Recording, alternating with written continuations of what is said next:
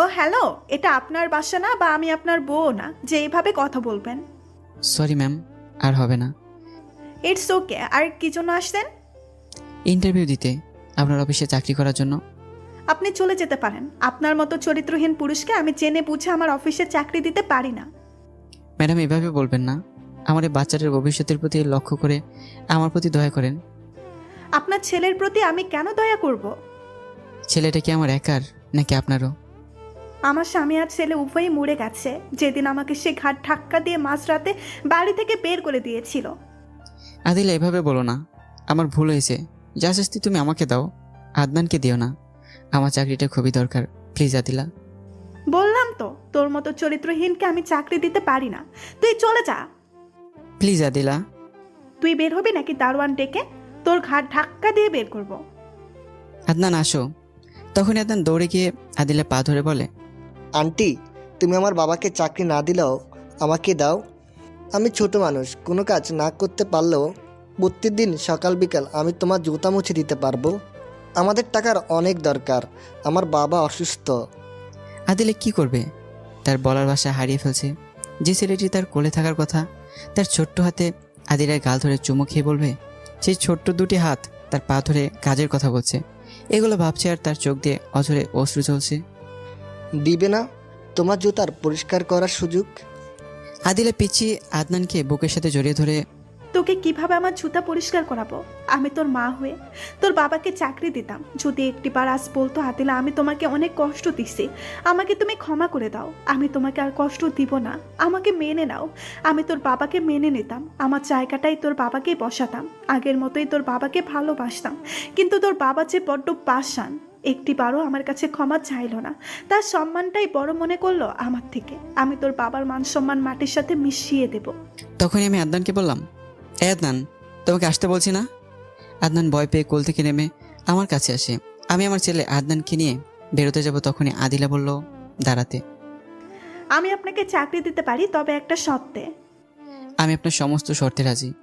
তাহলে এই পেপারটাতে একটা সাইন দেন। পেপার হাতে নিয়ে পড়তে থাকি। যতদিন পর্যন্ত আমি আপনাকে চাকরি থেকে বের না করব ততদিন নিজ ইচ্ছায় চাকরি ছাড়তে পারবেন না।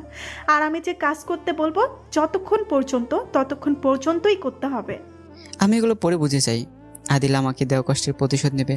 আমি কি মনে করে যেন সাইন করে দিলাম। আগামীকাল থেকে এই কাজে জয়েন করবেন। তখন পিছিয়ে আদনান দৌড়ে এসে আদিলাকে জড়িয়ে ধরে, আন্টি, তুমি অনেক ভালো, আমাদের খুব উপকার করলে। আব্বুরা রিক্সা চালিয়ে কষ্ট করতে হবে না। তোমাকে অনেক ধন্যবাদ। আদনান, আসো, বাসায় যেতে হবে। আপনি চলে যান, আদনানকে আমি ঠিক সময়ে পৌঁছে দেব। কিন্তু আদনান আমার কাছে চলে আসতে লাগে। তুমি কোথায় যাচ্ছ? তাহলে কিন্তু তোমার আব্বুকে চাকরি দেব না। আদনান দৌড়ে এসে, না না, আমি কোথাও যাব না, আমি তোমার কাছে থাকবো। এই তো গুড বয়। এই আপনাকে যেতে বলছি না, এখানে দাঁড়িয়ে কি করছেন? আব্বু, তুমি চলে যাও, আমি আন্টির কাছে থাকবো। অতঃপর আমরা চলে যাই। তোমার আম্মু কোথায়? নাই, আমার আব্বুই আমার মা, আমার বাবা। কেন, তোমার মার কি হয়েছে? জানি না, আব্বু বলছে আমাদের ছেড়ে কোথায় যেন হারিয়ে গেছে। জানো আন্টি, আমাদের পাশের বাসার এক আঙ্কেল আন্টিকে অনেক মার দেয়। কই, আন্টি তো তার ছেলেকে ছেড়ে কোথাও যায় না, তবু আন্টি তার ছেলেকে অনেক আদর করে। আমার মা যদি আমাকে আদর করতো, ভালোবাসতো, তাহলে কখনো আমাকে ছেড়ে চলে যেত না। বলো আন্টি, আমি কি দোষ করেছিলাম যার জন্য আম্মু আমাকে এভাবে ছেড়ে চলে গেছে? আমার মা যদি কোনোদিন আমার কাছে ফিরে আসে, তাহলে আমি কখনো তাকে আম্মু বলে ডাকবো না। আদনানের পিচ্ছি মুখের অভিমানের কথা শুনে আদিলার চোখ দিয়ে অঝরে অশ্রু বের হয়ে আসে। তুমি কান্না করছো কেন? জানো আন্টি, তোমাকে না আমার আম্মুর মতোই দেখা যায়। একটিবার আমাকে আম্মু বলে ডাকো বাবা। আমি তোমাকে আম্মু কেন ডাকবো? আমি তোর হতভাগী মা, যে তোকে ছেড়ে চলে এসেছে, তোকে আদর করে না, ভালোবাসে না। বাবা, একটিবার আমাকে আম্মু বলে ডাক। আদনান সাথে সাথে কোল থেকে নেমে চলে যেতে লাগে। আদিলা তার পিচ্ছি হাতটা ধরে। আদনান তখন আদিলাকে জড়িয়ে ধরে কেঁদে কেঁদে বলে, বাবা, আমাকে ছেড়ে যাস না, তোর এই হতভাগী মাটাকে ক্ষমা করে দে। আমি তোকে আর কখনো ছেড়ে যাব না, তোকে অনেক আদর করব। সত্যি বলছো? আমাকে ছেড়ে আর কোথাও চলে যাবে না তো? না বাবা, আর কখনো ছেড়ে যাব না। আম্মু, তুমি অনেক পচা, আমাকে আদর করো না। আদিলা তখন তার ছেলে আদনানকে পাগলের মতো চুমু খেতে থাকে। তোকে এখন থেকে অনেক আদর করব। আচ্ছা আপু, তখন যে তুমি বললা তোমার আব্বু অনেক অসুস্থ, কি হয়েছে তোমার আব্বুর? জানি না আম্মু, আব্বু যখন রিক্সা চালিয়ে বাড়িতে আসতো তখন দেখতাম আব্বু অনেকগুলো ওষুধ নিয়ে আসতো। জানা আম্মু, আব্বু যদি একবেলা ওষুধ না খায় তাহলে সেদিন আর বিছানার থেকে উঠতে পারে না। আব্বুকে যখন বলতাম তোমার কি হয়েছে, তখন আব্বু কি বলতো জানো? আমাকে জড়িয়ে ধরে কেঁদে কেঁদে বলতো, বাবা, তোর মাকে আজও খুঁজে পেলাম না, তুই আমাকে ক্ষমা করে দিস। আল্লাহর কাছে দোয়া করিস আমার জন্য কিছু হওয়ার আগে তোকে যেন তোর মার কাছে পৌঁছে দিতে পারি। কি হয়েছে আব্বু তোমার? আমি অনেক খারাপ বাবা, তোর মাকে অনেক কষ্ট দিয়েছি, তার সাজা আল্লাহ এখন আমাকে দিচ্ছে। তুই বাবা আমার জন্য আল্লাহর কাছে দোয়া করিস যেন আল্লাহ আমাকে মাফ করে দেয়। এগুলো বলতো আর ফুপিয়ে ফুপিয়ে কান্না করতো। জানো মা, আমার খুব ভয় করতো যদি আব্বুর কিছু হয়ে যায় আমি কার কাছে থাকতাম। আদিলা আদনানের কথা শুনে ভাবতে থাকে। শুভর কি হয়েছে? সে এমন কথা কেন বলছে? তার কি? না, আমি তাকে আর দ্বিতীয়বার হারাতে চাই না। তুমি কান্না করছো কেন আম্মু? আদনানের কথায় ধ্যান ভাঙে আদিলার। না বাবা, এমনি। আজ সকালে কিছু খেয়েছো? খেয়েছি, কিন্তু আব্বু খেয়েছিল না। আব্বু, চলো আজ আমরা সারাদিন ঘোরাফেরা করব। আম্মু, তুমি কি আর আব্বুর সাথে থাকবে না? জানো আম্মু, আব্বু প্রতি রাতে তোমার ছবি মোবাইল থেকে বের করে বুকের সাথে জড়িয়ে রেখে কান্না করে বলতে থাকে, আদিলা আমাকে ক্ষমা করে দিও, তোমাকে অনেক কষ্ট দিয়েছি, কখনো তোমার মুখে হাসি ফোটাতে পারিনি। রাগ করে থেকো না আদিলা, ফিরে এসো না আমার এই বুকটাতে। এগুলো বলতো আর কান্না করতো। আমি আজই তোর বাবার বুকে ফিরে যেতাম যদি আজ একটিবার বলতো। আদিলা আমাকে ক্ষমা করে দাও, আমি আর কখনো এমন করব না। আমি তো তোর বাবাকে বলি নাই যে আমার পা ধরে ক্ষমা চাও, তাহলে না সে আমার কাছে ছোট হয়ে যেত। একটিবারও আমার কাছে ক্ষমা চাইলো না। আর আমি সে যদি একটু অভিমান করতো, আমি বারবার তার পা ধরে অভিমান ভাঙাতাম, ক্ষমা চাইতাম। তোর বাবা আমার অভিমানটা ভাঙালো না। আমি তোর বাবাকে অনেক কষ্ট দিব, অনেক। আম্মু কি হলো, ভাবছো থাকবে না? না, কেন আম্মু? এমনি। চল আগে ঘুরতে চাই। চলো। অতঃপর তারা মা ছেলে বিভিন্ন জায়গায় ঘোরাফেরা করে বিকেলে তারা মার্কেটে যায়। সেখান থেকে আদনানের জন্য কাপড় কিনে চলে আসে আমার বাসার উদ্দেশ্যে। কিছুক্ষণ পর আম্মু তুমি আসো না। না, তোমার আব্বু বকা দিবে। বকা দিবে না, তুমি আসো। না বাবা, আরেকদিন আসবো। আচ্ছা। তখন আদিলা চলে যায়।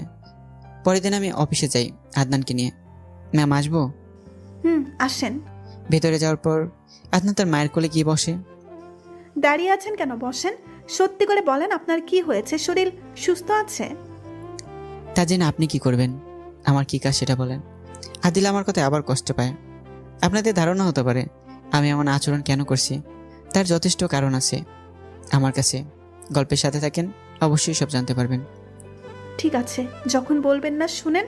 আপনার কাজ হলো আদনানকে প্রত্যেক দিন স্কুলে দিয়ে আসবেন আর নিয়ে আসবেন, আর সমস্ত অফিস সকালে বিকালে ঝাড়ু দেবেন। ম্যাম, এত বড় অফিস আমি একা ঝাড়ু কিভাবে দেব? তা আমি জানি না, আমার কাজ ঠিক হলেই হলো। না হলে একটাও চর মাটিতে পড়বে না, সবগুলোই আপনার গালের মধ্যে পড়বে। ও আরেকটা কথা, এগুলো শেষ করে আমার বাসায় যাবতীয় কাজ করতে হবে যতক্ষণ শেষ না হয়। বুঝে যাই যে আদিল আমাকে কষ্ট দিতে চায়। যে মেয়ে আমার একটু কষ্ট সহ্য করতে পারতো না, সে আজ নিজেই কষ্ট দিতেছে। কি হলো জান, হা করে তাকিয়ে আছেন কেন? আমাকে জীবনে দেখেন নাই? আমি আদনানকে নিয়ে বের হয়ে যাই। কিছুক্ষণ পর ফিরে এসে ঝাড়ুর কাজে লেগে পড়ি। সকাল থেকে বিকেল পর্যন্ত ঝাড়ু দিতে থাকি, কিন্তু আমি শেষ করতে পারি না। বিকেলে অফিস ছুটি হলে আদিলা বের হয়ে আসে, তখন আমার কাজ দেখে রেগে যায়। এই অলসের বাচ্চা অলস, এখন পর্যন্ত অর্ধেক ঝাড়ু দিতে পারিসনি? কি করলি সারাদিন? কোনো উত্তর দিতে পারি না, ঘামে আমার শরীর ভিজে একাকার হয়ে গেছে। চল আমার সাথে, আমি গাড়ি চালাবো আর তুই তার পেছনে পেছনে আসবি। প্লিজ একটু আমার প্রতি রহম করেন, এভাবে কষ্ট দেওয়ার থেকে একেবারে মেরে ফেলেন। আমার করা অপরাধের প্রতিশোধ নেন, আমি আর পারছি না। একদিনেই হাঁপিয়ে গেছোস? আরও তো সামনের দিন বাকি আছে। বাড়িতে উঠ, তবে বাসায় গিয়ে গাড়ি ধুয়ে দিবি। তোর মতো চরিত্রহীনের ঘামে আমার গাড়ি নাপাক হয়ে যাবে। গাড়িটা ধৌত করে আমার জন্য রান্না করবি, তারপর হাঁড়ি পাতিল সমস্ত কিছু পরিষ্কার করে বাড়িটা সুন্দর করে চলে যাবি। পরে গাড়িতে উঠে আদিলার বাসায় যাই। এভাবে কিছুদিন কাজ করায় আদিলা আমাকে দিয়ে। একদিন রাতে আমি আদিলার বাসায় কাজ করতে থাকি। এমন সময় আকাশে মেঘের গর্জন আর বিজলি চমকাতে থাকে। কিছুক্ষণ পর মুষলধারে বৃষ্টি পড়তে থাকে। তখনই আদিলা, এখন চলে যা, তোর আর আজ কাজ করতে হবে না। ম্যাডাম, এই অবস্থার মধ্য দিয়ে কীভাবে যাব? বৃষ্টি কমলে চলে যাব না হয়? ওই ছোট্ট কর্তাতে থাকি, কাজ চলে যাব। কি, তোর মতো চরিত্রহীনকে আমার বাসায় থাকতে দিব? যদি একা পেয়ে আমাকে কিছু করিস, আমার উপর ঝাঁপিয়ে পড়িস, আমি তোর মতো চরিত্রহীনের হাত থেকে নিজেকে কিভাবে রক্ষা করব? যা, তুই এক্ষুনি বের হয়ে যা। আদিলার কথা শুনে আমি ঠাস করে বসে যাই। আমি ভাবতে পারিনি আদিলা এমন কথা বলবে। কি রে, তুই এখানে বসে পড়লি যে? ওঠ, চলে যা বাড়ি থেকে। যাচ্ছি ম্যাডাম, তার আগে শুধু একটি কথা বলে যাই।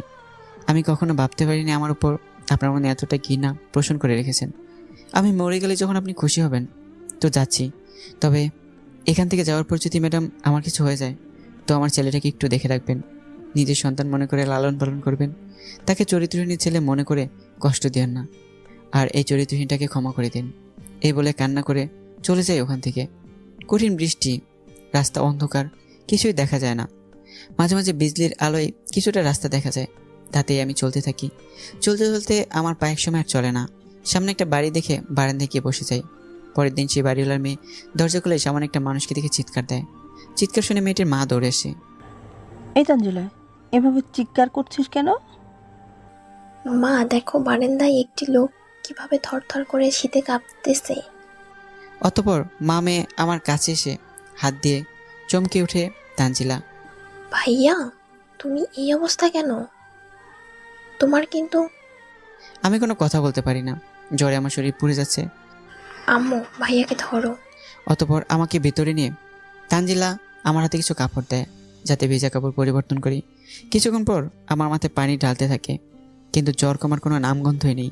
যেই জ্বর বেড়েই যাচ্ছে। কিছুক্ষণ পর যখন জ্বর একটু কমে আসে, আমি তখন চোখ খুলি। তানজিলা, বলো ভাইয়া। আমার প্যান্টের পকেটে কিছু ঔষধ আছে, সেগুলো আনো। তানজিলা সেগুলো এনে দিলে আমি খেয়ে নিই। তোমার কাছে টাকা থাকলে আরও একটা ওষুধ নিয়ে আসো। অতঃপর তানজিলা আমার কথা মতো হাসপাতালে যায়। সেখানে তার এক বান্ধবীর সাথে দেখা হয়। এই তানজিলা, কি মনে করে হাসপাতালে? দোস্ত, কিছু ওষুধ নিতে আসছি। কই দেখি। সেগুলো দেখে মাইশা চমকে ওঠে। এই, আন্টির এমন রোগ হয়েছে, আমাকে তো কিছুই জানাসনি। এটা আমার ভাইয়ের জন্য। তোর ভাই কোথা থেকে আসলো? সে অনেক কাহিনী, তোকে পরে এক সময় বলবো। আগে বল, এটা কিসের ওষুধ? চল আগে তোর ভাইকে দেখি, তারপর বলবো, চল। অতঃপর আমার শরীর চেক করে। দোস্ত, তোর ভাইয়ের রোগ হয়েছে। কি বলছিস? তার মানে আমার ভাই আর বাঁচবে না? সম্ভাবনা একদম কম, তবে এখন অপারেশন করালে কিছুটা বাঁচার সম্ভাবনা আছে। আরও কিছুক্ষণ কথা বলে মাইশা চলে যায়। দেখতে দেখতে 3 দিন চলে যায়। এতে আমি কিছুটা সুস্থ হয়ে উঠি। কয়দিন ধরে তোমাকে একটা কথা বলবো ভাবছি। বলো। আমাদের ম্যাডাম তোমার সাথে এমন আচরণ করে কেন? আমাদের সাথে তো এমন করে না। সেগুলো বললে তুমি আমাকে খারাপ ভাববে, তুমি আমাকে দূরে ঠেলে দেবে। যে মানুষ রাতে একটা মেয়েকে খারাপ ছেলেদের হাত থেকে বাঁচিয়ে নিজে ভালোভাবে বাসায় পৌঁছে দেয়, সে কখনো খারাপ হতে পারে না। আমি তোমাকে কখনো খারাপ ভাববো না। বলো, তোমাদের মাঝে কিসের সম্পর্ক ছিল আর কিভাবে কি হয়েছে? শোনো তাহলে, আজ থেকে কিছু বছর আগের কথা। যখন আমি ভার্সিটিতে পড়তাম, তখন একদিন এক বন্ধুর সাথে বসে গান গাইতেছিলাম। তখনই একখান চুম্মা দিয়ে যা। তোর লজ্জা করে না মেয়েদের দেখে এসব গান গাইতে? লুচ্চা কোথাকার! তোকে পরে দেখে নেব, আজ ক্লাসের সময় হয়ে গেছে। যদি তোকে এরপর এমন টিস করে মেয়েদের নিয়ে গান গাইতে দেখি, তাহলে তোর হাত পা ভেঙে গলায় চুলায় দেব। মেয়েটি সব বলে চলে গেল। আমি মেয়েটি যাওয়ার দিকে হা করে তাকিয়েছি। এটা কি হলো দোস্ত? এই পিচি মেয়েটা কে যে আমার মতো এখানকার ভদ্রপোলার গালে কিস করে চলে গেল? তুই এই 7 দিন ভার্সিটিতে আসিস নাই, আর এই 7 দিনে মেয়েটি নতুন এসে রাজত্ব চালাইতেছে। মেয়েটিকে দেখে সব ছেলেরা ভয় পায়। জানোস কি জন্য? কোনো ছেলে যদি কোনো মেয়েটিকে টিস করে, সেটি আদিলা সহ্য করতে পারে না। সেই জন্য তার হাত পা ভেঙে হসপিটালে ভর্তি করে দেয়। এই আদিলা মালটা আবার কে? সে তোমার গালে ঠাস ঠাস করে 2টা চুম্মা দিল, তার নাম আদিলা তাবাসসুম মিম। দোস্ত, তুই তো তাকে দেখে টিস করছিস, আল্লাহ জানে তোর কি অবস্থা করে। শালা কিভাবে তার সাথে প্রেম করা যায় সেটা না বলে আমাকে ভয় দেখাচ্ছিস? ফট এখান থেকে। কি? সে তোর 4 বছরের জুনিয়র, সবাই মাত্র ইন্টারে পড়ে। পিচ্ছি সোদার খেয়ে তোর মাথার তার সব গেছে।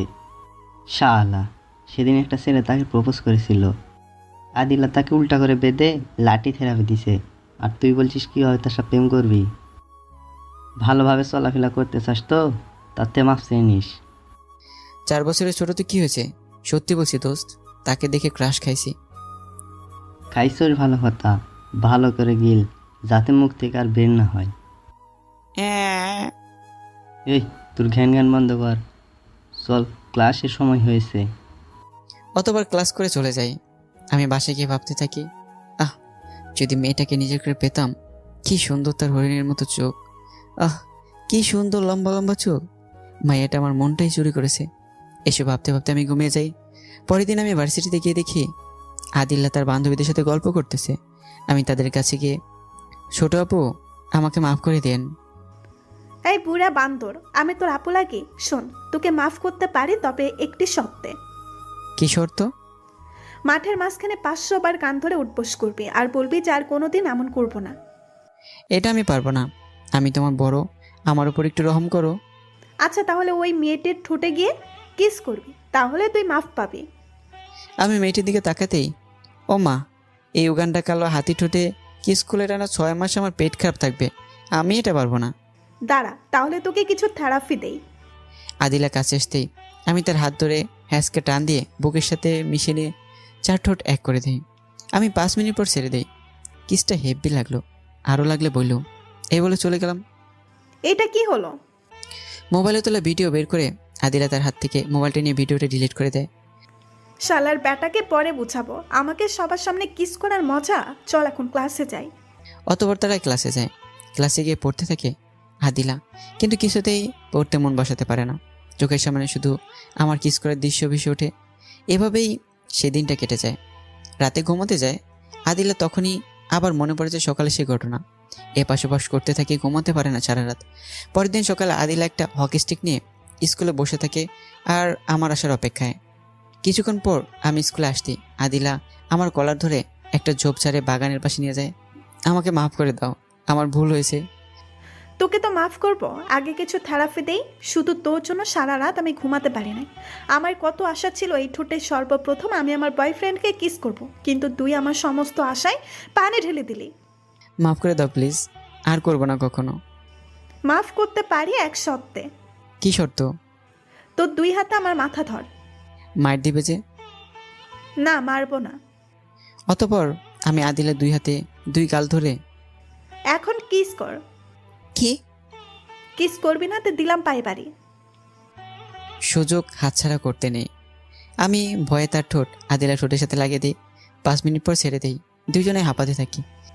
এখন তুই আমাকে প্রপোজ কর। গতকাল তো ঠিকই বলেছিস, আমাকে দেখে নাকি ক্রাশ খাইছিস। আমি অবাক চোখে তাকিয়ে আছি। এই গুন্ডি মেয়ে আমার কাছে এমনিতেই ধরা দিতেছে। আমি মনে মনে ভাবতে থাকি, আমি তাকে দেখে ক্রাশ খাইছি, সেটা আদিলা কেমনে জানলো? আর সে আমার সাথে এমন ব্যবহার করছে কেন? সে কি আমার মধ্যে প্রথম থেকে আমাকে ভালোবেসে ফেলেছে, নাকি কোনো নাটক করছে আমাকে ফাঁসানোর জন্য? এইভাবে ডাব ডাব করে তাকিয়ে আছিস কেন? আগে প্রপোজ কর, পরে অনেক দেখার সময় পাবি। আদিলার কথা শুনে মনে মনে আমি অনেক খুশি। আমি তো প্রপোজ করতে পারি না। যেইভাবে পারস সেইভাবেই কর। আচ্ছা করছি, বাট কী দিয়ে করব? আমার কাছে তো কোনো ফুল নেই। ওই দেখ, একটা লোক ফুলকপি নিয়ে যাচ্ছে, সেইটা দিয়ে করবি। আমি দৌড়ে কপি নিয়ে আসতে যাই। এইবার তোর মজা বুঝাবো, আমাকে কিস করার আগে প্রপোজটা কর। আমি সেটি নিয়ে এসে আদিলার সামনে হাঁটু গেড়ে, আমি তোমাকে ভালোবাসি আদিলা। আমি যদি গাছ হই তুমি হবে কলি, আমি যদি কলি হই তুমি হবে ফুল, তুমি যদি ফুল হও আমি হব ভ্রমর, তোমার থেকে মধু নিয়ে শরীরে দেব কামড়। আদিলা আমার প্রপোজ করা মডেল দেখে আমার হাত থেকে ফুলটা নিয়ে আমার হাত থেকে ফুল কপিটা নিয়ে আমার মাথায় বাড়ি দেয়। এভাবে কেউ প্রপোজ করে? আমি তো বললাম আমি জানি না, তাহলে কিভাবে বলবো? শুধু বল, আমি তোমাকে ভালোবাসি, কখনো ছেড়ে যাব না। আচ্ছা করছি। আমি যেদিন তোমার প্রথম দেখি সেদিন থেকে শুধু এটা ভেবে এসেছি, কিভাবে তোমাকে আপন করে নেব, কি করলে আমি তোমার ভালোবাসা পাবো? আদিলা, তোমার হাত দুটো আমায় ধরতে দেবে? যেই হাত ধরে দুজন এক অজানা পথে হাঁটবো, যেই পথে শুধু তুমি আর আমি থাকবো, আর মাঝে থাকবে শুধু অপরন্ত ভালোবাসা। আদিলা, হবে কি তুমি আমার রাজ্যের রাজরানী? যে রাজ্যে শাসন থাকবে শুধু তুমি? তুমি হবে কি আমার বাচ্চার মা? নেবে কি তুমি আমার অগোছালো জীবনটার গোছানোর দায়িত্ব? কথা দিচ্ছি, কখনো বলে যাব না, সারা জনম ভালোবেসে যাব। আই লাভ ইউ আদিলা, তুমি আমাকে ফিরিয়ে দিও না।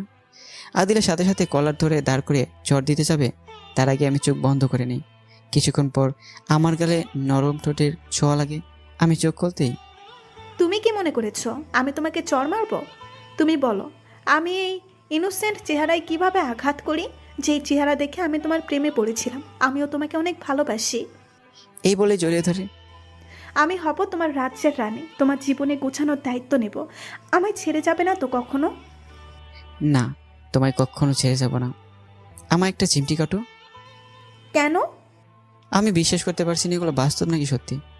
ও মা গো, এত জোরে কেউ চিমটি কাটে? এবার বিশ্বাস হয়েছে এটা বাস্তব। সত্যি করে একটা কথা বলবে? কি? তুমি এই খ্যাত ছেলেটাকে কিভাবে ভালোবাসলে, কলেজের টপ সুন্দরী হয়ে? আগে চলো একটা পার্কে বসি। চলো। পার্কে গিয়ে আদিলা ঘাসের উপর বসে পড়ে, আর আমি তার রানের উপর মাথা রেখে শুয়ে পড়ি। এখন বলো।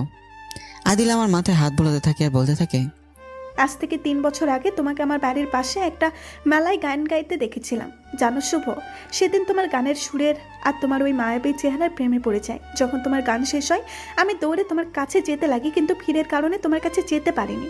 ভিড় যখন কমে আসে আমি সেখানে গিয়ে শুনতে পাই তুমি নাকি চলে গেছো। সেদিন তোমাকে অনেক খুঁজেছি, কিন্তু তোমাকে আর পাইনি। এরপর যখনই আমি রাস্তায় বের হতাম তখনই তোমাকে খুঁজে বেড়াতাম। আর প্রত্যেক বছর আমি স্কুল পরিবর্তন করতাম তোমাকে খোঁজার জন্য, শুধু তোমার ভালোবাসা পাওয়ার জন্য। তাই এইবারও এই কলেজে এসেছে শুধু তোমার জন্য। প্রথম দিন এসেই সমস্ত ছাত্রদের দেখেছি, কিন্তু তোমাকে পাইনি। তাই ভাবছিলাম চলে যাব। তখনই আমার এক বান্ধবী মায়া আমাকে বলে, এই আদিলা, তুই তো এই কলেজে নতুন এসেছিস, কলেজের ছেলেদের সম্পর্কে কিছুই জানিস না, তাই আগেই তোকে সাবধান করে দেই। এই বলে মোবাইল থেকে কিছু পিক দেখায়।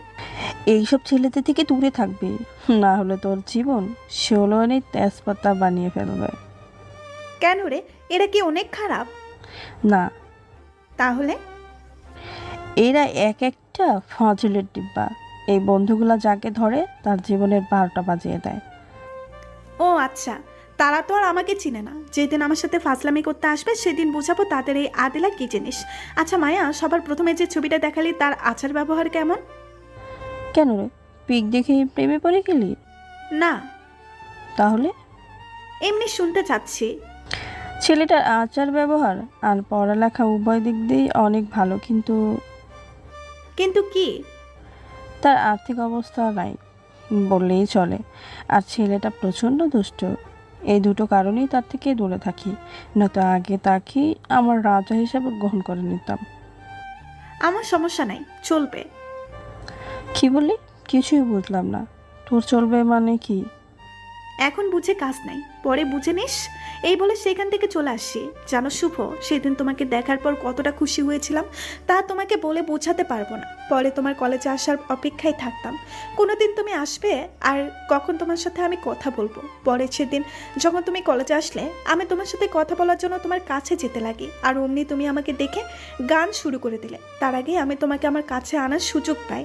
আমার চানটাকে 2টা ঠাস ঠাস লাগিয়ে দিয়ে কেন মেরেছিলাম জানো? যদি আমি তোমার সাথে কথা বলতাম তাহলে হয়তো তুমি মনে মনে নিজেকে নিয়ে অনেক গর্ববোধ করতে যে কলেজের টপ সুন্দরী নিজে থেকে তোমার সাথে কথা বলতে আসছে। তাই সেদিন আমার জানুটাকে মেরেছিলাম, যেন সে আমাকে নিয়ে ভাবে আর আমার পিছু পিছু ঘুরঘুর করে। বাহ, আমার জানটা দেখে অনেক চালাক। চালাকি করছি আমার ভালোবাসাকে কাছে পাওয়ার জন্য। এই খ্যাত ছেলেটাকে তুমি এত ভালোবাসো? দেখো শুভ, তুমি নিজেকে আমার সামনে খ্যাত বলবে না। তুমি অন্য কারোর চোখে খ্যাত হলেও তুমি আমার চোখে আমার রাজ্যের রাজা। আচ্ছা বাবা, আর বলবো না। এই দেখো গান ধরছি। ওকে, চলো, আজ অনেক হয়েছে, এখন বাড়ির দিকে যাওয়া যাক। আচ্ছা চলো। এভাবে আমাদের ভালোবাসা খুনসুটির মধ্যে চলতে থাকে, আর একে অপরের প্রতি বিশ্বাসের ভালোবাসা বাড়তে থাকে। হঠাৎ একদিন সকালে আদিলা ফোন করে আমাকে কলেজে ডাকে। আমি কলেজে গিয়ে যা দেখতে পাই তাতে আমার পায়ের নিচ থেকে মাটি সরে যায়। আমি স্কুলে গিয়ে দূর থেকে দেখতে পাই আদিলাকে একটি ছেলে প্রপোজ করছে। আর আদিলা হেসে এসে তাকে কি যেন বলছে। কিছুক্ষণ পর আদিলা ছেলেটির হাত থেকে ফুলটা নিয়ে আদিলা হাত বাড়িয়ে দেয় ছেলেটির বুকে নেওয়ার জন্য। আমি দূর থেকে সেটি সহ্য করতে না পেরে সেখান থেকে এসে এক নদীর কিনারায় বসে পড়ি। কিভাবে আমি সেটি সহ্য করব?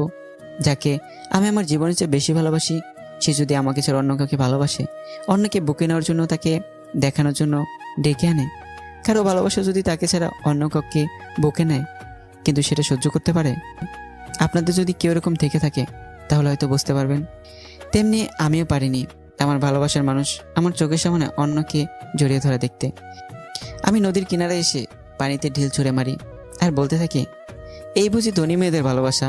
কি অপরাধ আমি করেছি যার জন্য তুই আমাকে ঠকালি? কেন এমন করলি? কেন আমার জীবনটা এইভাবে নষ্ট করে দিলি? কি অপরাধ ছিল আমার? যদি ভালো নাই বাসতে পারতি তাহলে কেন আমাকে ভালোবাসা শিখালি? কেন তুই ভালোবাসার অভিনয় করলি আমার সাথে?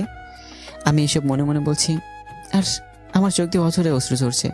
কিছুক্ষণ পর, না, আমি ওই ছলনা মেয়ের জন্য আর কাঁদবো না। সে যদি আমাকে কষ্ট দিয়ে সুখে থাকতে পারে সে থাকুক সুখে। আমি আর কখনো তাকে আমার এই মুখ দেখাবো না, কখনো তাকে আর বলবো না অনেক ভালোবেসেছিলাম, কেন ছেড়ে গেলে আমায়? গরিব ছিলাম বলে আমি এতটাই নিষ্কর্মা ছিলাম না যে তোমাকে সুখে রাখতে পারতাম না। তুমি সুখে থাকার জন্য আমাকে ছেড়ে গেলে। তুমি তোমার ভালোবাসার মানুষ নিয়ে সুখে থাকো। এদিকে আদিল আমার জন্য অপেক্ষা করতে থাকে। আমি আর তার সামনে যাই না।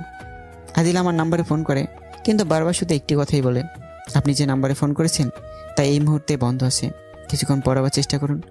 বারবার যখন এই কথাটি বলে আদিলা অস্থির হয়ে যায়। আমার শুভর কোনো কিছু হলো না তো? এই তো কিছুক্ষণ আগে কথা বললাম, এখন কেন ফোন তুলছে না? তার কি কোনো, না আমি এসব কি ভাবছি? আমার শুভর কিচ্ছু হতে পারে না। প্লিজ শুভ, একটিবার ফোনটা তুলো। কেন তুমি ফোন তুলছো না? শুভ, তুমি একটিবার আমার সাথে কথা বলো। কেন তুমি আমার সাথে অভিমান করেছো? যদি আমি কোনো অপরাধ করে থাকি তাহলে আমাকে বলো, তবুও আমার সাথে কথা বলো। এইসব ভাবছে আর বালিশে মুখ গুছে কান্না করছে। এভাবেই একদিন দুই দিন চলতে থাকে। কিছুদিন কেটে যায়, আদিল আমার কোনো খোঁজ পায় না। এই কয়দিনে আদিলের শরীরের অবস্থা একদম খারাপ হয়ে যায়। চোখে নিচে কালো দাগ, চুলগুলো এলোমেলো করা দেখতে কেমন যেন বিশ্রী আকৃতি হয়ে যায়। আদিল একদিন সকালে আমার অপেক্ষায় মন খারাপ করে বসে আছে। তখনই তার বান্ধবী মায়া এসে বলল, দেখ আদিলা, এভাবে ভেঙে পড়লে হয় না। তুই তো জানিস শুভর কামের ছেলে, হয়তো সেখানে কোনো সমস্যা হচ্ছে তাই আসতে পারছে না। তাই বলে কি ফোন বন্ধ করে রাখবে? একটিবারও কি আমার কথা মনে পড়ে না? তুই জানিস না গ্রামে বিদ্যুতের কি অবস্থা? একদিন থাকলে 7 দিনই থাকে না। তাই হয়তো তার মোবাইলে চার্জ না থাকার কারণেই বন্ধ হয়ে গেছে। বুঝলাম, তার মোবাইলে চার্জ নাই। অন্য কারো মোবাইলে কি চার্জ নাই? আমাকে একটিবারও ফোন করে তার সমস্যার কথা বলতে পারলো না? আমি কি তার এতই পর হয়ে গেছি? কি মনে করে ও? তার না হয় আমার কথা মনে পড়ে না। আমার কি তার কথা মনে পড়ে না? কুত্তাটা আসুক, এবার বুঝাবো এই আতিলাকে এতদিন কষ্ট দেওয়ার মজা কি। চল কোনো পার্কে থেকে ঘুরে তোর মনটা ফ্রেশ হবে। কতদিন থেকে শুধু একাই বসে আছিস। আচ্ছা চল। আদিলা পার্কে গিয়ে দেখতে পায় আমি একটা বেঞ্চের উপর মন খারাপ করে বসে আছি। আদিল আমাকে দেখা মাত্রই দৌড়ে এসে জোরে ধরে কেঁদে দেয়। কি হয়েছে তোমার? কেন আমার সাথে দেখা করো না? কেন ফোন বন্ধ রাখছো? আমি ঠাস ঠাস করে 2টা থাপ্পড় বসিয়ে দিয়ে, আপনার সাহস কি করে হয় আমাকে জড়িয়ে ধরার? আদিলা গালে হাত দিয়ে বলে, আমার হবু স্বামীকে আমি জড়িয়ে ধরবো না, কে ধরবে? দেখেন, এগুলো ফাজলামি বাদ দেন। আর আমি আপনার যোগ্য কখনো ছিলাম না আর কখনো হবও না। তাই আমি আর আপনার সাথে কোনো সম্পর্ক রাখতে চাই না। প্লিজ আপনার কাছে হাত জোর করে বলছি, আপনি এখান থেকে চলে যান। আমি কি কখনো তোমাকে বলছি তুমি আমার যোগ্য না? কেন ছেড়ে যাওয়ার কথা বলছো? সব কথা মুখে বলতে হয় না, কিছু কাজে কর্মেও বোঝা যায়। এই বলে আমি সেখান থেকে চলে যেতে লাগি। আদিলা দৌড়ে আমার পা জড়িয়ে ধরে। প্লিজ শুভ, আমি যদি কোনো ভুল করে থাকি তাহলে আমাকে বলো, আর আমাকে তোমার পিচ্ছি বউ মনে করে ক্ষমা করে দাও। তবুও ছেড়ে যাওয়ার কথা বলো না। আমি তোমাকে ছাড়া বাঁচবো না, তোমাকে না পেলে মরে যাব। বাহ, কি সুন্দর অভিনয়! পা ছাড়েন বলছি। তুমি আমাকে ক্ষমা না করা পর্যন্ত আমি তোমার পা ছাড়বো না। আমাকে যদি 1 সেকেন্ডের জন্য ভালোবেসে থাকেন তাহলে পা ছেড়ে দেন। আদিলা পা ছেড়ে দিয়ে বলে, কেন আমাকে ব্ল্যাকমেইল করছো? আমাকে ক্ষমা করে দাও, আমি তোমাকে ছাড়া বাঁচবো না। আমাকে না পেলে মরে যাবেন? আরে আমার মতো একটা ছোট লোক আপনার জীবন থেকে সরে গেলে কি হবে আপনার? কি বয়ফ্রেন্ডের অভাব পড়েছে নাকি? কি বলছো এগুলো? বিশ্বাস করো শুভ, তুমিই আমার প্রথম ভালোবাসা, তুমিই আমার শেষ ভালোবাসা। তোমাকে ছাড়া আমি আর কাউকে ভালোবাসি না। মিথ্যা বলা বাদ দিয়ে আপনি এখান থেকে চলে যান। আমি যদি সেদিন নিজে চোখে না দেখতাম তাহলে হয়তো বিশ্বাস করতাম, কারণ আমি আপনার প্রেমে এতটাই অন্ধ ছিলাম। কি দেখছো তুমি? কেন আমাকে অবিশ্বাস করছো? আমি সত্যিই তোমাকে ছাড়া কাউকে ভালোবাসি না। সেদিন ছেলেটা যখন আপনাকে প্রপোজ করলো, আপনি তখন হাসি মুখে তার প্রস্তাব গ্রহণ করেননি, তাকে জড়িয়ে ধরেননি। আদিলা আমার কথা শেষ না করতেই আমার কলার ধরে, কুত্তা, তুই সেদিন সবটাই না দেখে কেন আমাকে অবিশ্বাস করলি? কেন আমাকে এতটা কষ্ট দিলি? কেন আমাকে কাঁদালি বল? আমি আদিলার এমন আচরণে ভয় পেয়ে যাই, কারণ আমি ভালো করে জানি আদিলা 1 নম্বরের গুন্ডি। আমি সবটা দেখেছি আপনি ওই ছেলেটাকে ধরেছেন। আপনি আমাকে ছাড়া কেন জড়িয়ে ধরবেন যদি তাকে ভালোই না বাসতেন? এই, তোরা ফোনটা দে, আর তোরা এই কুত্তাটাকে শক্ত করে ধর, তাকে কিছু থেরাপি দিতে হবে। তুই পারবি তাকে মারতে, তাকে কষ্ট দিতে? আমি মারবো, আমি তাকে কষ্ট দিব, পরে আমি তাকে আতুর করে সব কষ্ট দূর করে দেব। এখন তোকে ধরতে বলছি, ধর। তারা আমাকে ধরতে যাবে তখনই, থাক, আগে নির্দোষ প্রমাণ করে নেই, তারপর তাকে বানাবো। এই বলে আদিলা একটা ভিডিও চালু করে। আমি ভিডিও দেখে অবাক। আই লাভ ইউ আদিলা, আমি তোমাকে অনেক ভালোবাসি। বিশ্বাস কর আদিলা, তোমাকে আমি যেদিন প্রথম দেখি সেদিনই তোমাকে আমার ভালো লাগে। আস্তে আস্তে এই ভালো লাগা থেকে কখন যে তোমাকে ভালোবেসে ফেলেছি আমি নিজেও জানি না। আমি তোমাকে অনেক ভালোবাসবো, কখনো ছেড়ে যাব না। আমাকে তুমি ফিরিয়ে দিও না। ইমরান, তুমি তো জানো আমি শুভকে ভালোবাসি, তাও আমার জীবন থেকে বেশি। কেন এমন পাগলামি করছো? আমি তোমাকে ভালোবাসতে পারবো না। তাকে তুমি ভুলে যাও। সে তো একটা ছোট লোক, না আছে তার বাড়ি গাড়ি, না আছে তার টাকা। তুমি তার কাছে কখনোই সুখে থাকতে পারবে না। তোমার কোনো আবদার সে পূরণ করতে পারবে না। তুমি তাকে ভুলে যাও। এই দেখো, আমার সবই আছে, টাকা পয়সা বাড়ি গাড়ি। তুমি আমার কাছে সুখে থাকবে, তোমার সমস্ত আবদারই আমি পূরণ করতে পারবো। আদিলা তখন ইমরানের হাত থেকে ফুলটা নিয়ে 2 হাত লম্বা করে, বুকে আসো ইমরান, আমি এমনই একজন লোক আমার লাইফ পার্টনার হিসেবে খুঁজতেছিলাম। ইমরান খুশি মনে আদিলাকে জড়িয়ে ধরতে যাবে, তখনই ঠাস ঠাস করে 2টা চড় বসিয়ে দেয়। কুত্তার বাচ্চা, তোর সাহস কি করে হয় আমার শুভকে ছোট লোক বলার? আর আমি কার কাছে সুখে থাকবো না থাকবো সেটা তোর কাছে চিন্তা করতে হবে না। তুই আমার কে, আর আমি কি অবুঝ নাকি? আমি আমার ভালো মন্দ কিছুই বুঝি না, নিজের ভালো তো পাগলেও বুঝে। শোন, তোকে যদি আমার কোনো দিন আমার সামনে দেখি তাহলে তোর হাত পা ভেঙে গলায় ঝুলাই দেব।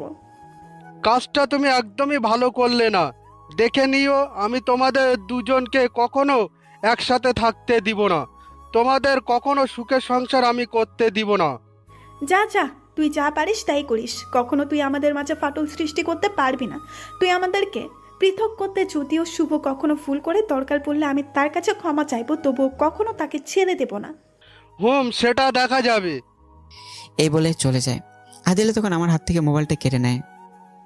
কুত্তা, দেখছস তো আমি কাকে ভালোবাসি? আমাকে ভুল বুঝে এতদিন কেন কষ্ট দিলি, কেন কাঁদালি? যা, তোর সাথে ব্রেকআপ। আজ থেকে তুই আমার সাথে কোনো যোগাযোগ রাখবি না, আমার সামনে কখনো আসবি না, আমার ফোন বা মেসেজ করবি না। এই বলে চলে যেতে লাগে। ঠিক আছে, ভালো থেকো, বাই। এই বলে পিছন দিক ফিরে চলে যেতে লাগি। তখনই আদিলা পিছন থেকে জড়িয়ে ধরে পিঠে কিল ঘুষি দেয়, আর কেঁদে কেঁদে বলে, আমাকে তোর কষ্ট দিতে খুব ভালো লাগে তাই না? আমি তোকে আমার জীবন থেকে বেশি ভালোবাসি, এটা প্রকাশ করেছি, এই জন্য আমাকে বারবার কষ্ট দিস। আমাকে ক্ষমা করে দাও। আমি আর আমার জানটাকে কখনো কষ্ট দিব না। তুমি তো একবার আমার বাসায় বলতে পারতে, তাহলে তো আর এত কষ্ট হতো না। বান্দর, তুই তোর বাসা কোথায় সেটা কি আমাকে বলেছিস যে তোর বাসায় আমি যাব? তুমিও তো বলনি।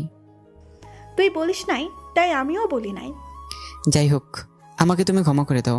আমি আর কখনো তোমাকে ভুল বুঝবো না, যদিও তুমি আমাকে ছাড়া অন্য কাউকে ভালোবাসো। কি বললি কুত্তা? আমি তোকে ছাড়া অন্য কাউকে ভালোবাসবো? যা, তুই আমার সাথে কোনো কথা বলবি না। এই বলে চলে যেতে লাগে। আমি অমনি আদিলাকে টান দিয়ে 4 ঠোঁট এক করে দিই। প্রায় 7 মিনিট পর ছেড়ে দিয়ে আমার পিছিটার বুঝি অনেক অভিমান। এই যে দেখো, কান ধরছি, আর কখনো এমন কথা বলবো না। আমাকে ক্ষমা করে দাও। ক্ষমা করতে পারি একটা শর্তে। বলো, তোমার কি শর্ত? এখন থেকে দুপুর পর্যন্ত আমাকে জড়িয়ে ধরে বসে থাকবি আর আমাকে আদর করবি। 2, না হয় আমাকে এই সমস্ত পার্কগুলো নিয়ে ঘুরবি। এগুলো কি কোনো শর্ত হলো? আমি পারবো না। Thanks, good bye. এই বলে চলে যেতেই আমি আদিলের কোমর ধরে বুকের সাথে মিশিয়ে 4 ঠোঁট এক করে দিই। আদিলা আমার ঠোঁটের পাগলের মতো সুস্থে থাকে। প্রায় 5-10 মিনিট হয়ে যায়, তবুও ছাড়ার কোনো নামগন্ধই নেই। তখন মায়া বলে উঠল, এই মেরে ভাই আর বোন, তোরা কি ছাড়বি নাকি লিপ কিস করে শহীদ হয়ে যাবি? মায়ের কথায় আদিলা ছেড়ে দিয়ে হাঁপাতে হাঁপাতে বলে, দেখতেই আসছো তোর দুলাভাইয়ের সঙ্গে রোমান্স করছি, তো তোর চোখ বন্ধ করে রাখতে পারিস না? আমি একা বললাম তাই আমার দোষ হলো? হইছে, বলবি কেন? সময় হলে এমনিতেই ছেড়ে দিতাম। বোন, তোর কাছে হাত জোর করে ক্ষমা চাই, আমার ভুলে গেছে, আমার মাফ করিস। ভুল করবি কেন আর ক্ষমা চাইবি কেন? দেখ কতগুলো মানুষ এদিকে তাকিয়ে আছে আর তোদের নিয়ে কি যেন বলছে, তাই বলছি। দেখ আদিলা, তার সাথে এতই রোমান্স করতে মন চাইলে তাহলে তোরা বিয়ে করে নে, রাত ভরে রোমান্স করতে পারবি। এভাবে রাস্তাঘাটে মানুষ খারাপ বলবে। মানুষ কে কি বললো তাতে আমার কোনো চাইও আসে না। আর কি বললি? বিয়ে? হ্যাঁ, আমরা অতি শীঘ্রই বিয়ে করব। তোর মনে চাইতেই করিস, এখন চল ক্লাসে যাই। তোরা যা, আমি আমার জানুটার সাথে আরও রোমান্স করব। আচ্ছা তোরা থাকলে থাক, আমি গেলাম। অতপর তারা চলে যায়। তারা চলে যেতেই আমি বললাম, তুমি তাদের একা যেতে দিলে কেন? আমরা তাদের সাথে যেতাম। এখানে থেকে কি করব? এই 7 দিন অনেক কষ্টে কেটেছে আমার, তাই সারাদিন আজ তোমার সাথে থাকবো, তোমার সাথে সময় কাটাবো। প্লিজ তুমি না করো না। আচ্ছা, আমার পিচ্ছি বউ, তোমার যতক্ষণ মন চায় আমার সাথেই থাকো। তবে এখন কোথায় যাবে? আর সারাটা দিন তোমার হাত ধরে এই পার্কগুলোতে ঘুরবো। আচ্ছা চলো তাহলে। অতপর আমরা একে অপরের হাত ধরে পার্কে ঘুরতে লাগলাম, আর ভবিষ্যতে কি করব না করব তা নিয়ে নানান রকমের গল্প করতে লাগলাম। এভাবে বিকেল পর্যন্ত ঘোরাঘুরি করে বাড়ির দিকে ফিরতে যাব, তখনই আদিলা বলল, শুভ, ওই যে দেখো একটা ফুচকার দোকান। তাতে কি হয়েছে? না কিছু না। আমি তখন আদিলাকে কোলে নিয়ে, আমার পরিটাকে রাগ করেছে আমার ওপর। আমার পরিটা রাগ করেছে একদম ভালো লাগে না, পেতনির মতো দেখা যায়। আমার পেতনিটার বুঝি ফুচকা খেতে মন চাইছে। আমি আজ নিজ হাতে আমার পরিটাকে ফুচকা খাওয়াবো। আমার কথা শুনে আদিলা আমার গায়ে ছোট্ট করে একটা কিস করে। এ কি করলে? কিস করলে কেন এখন?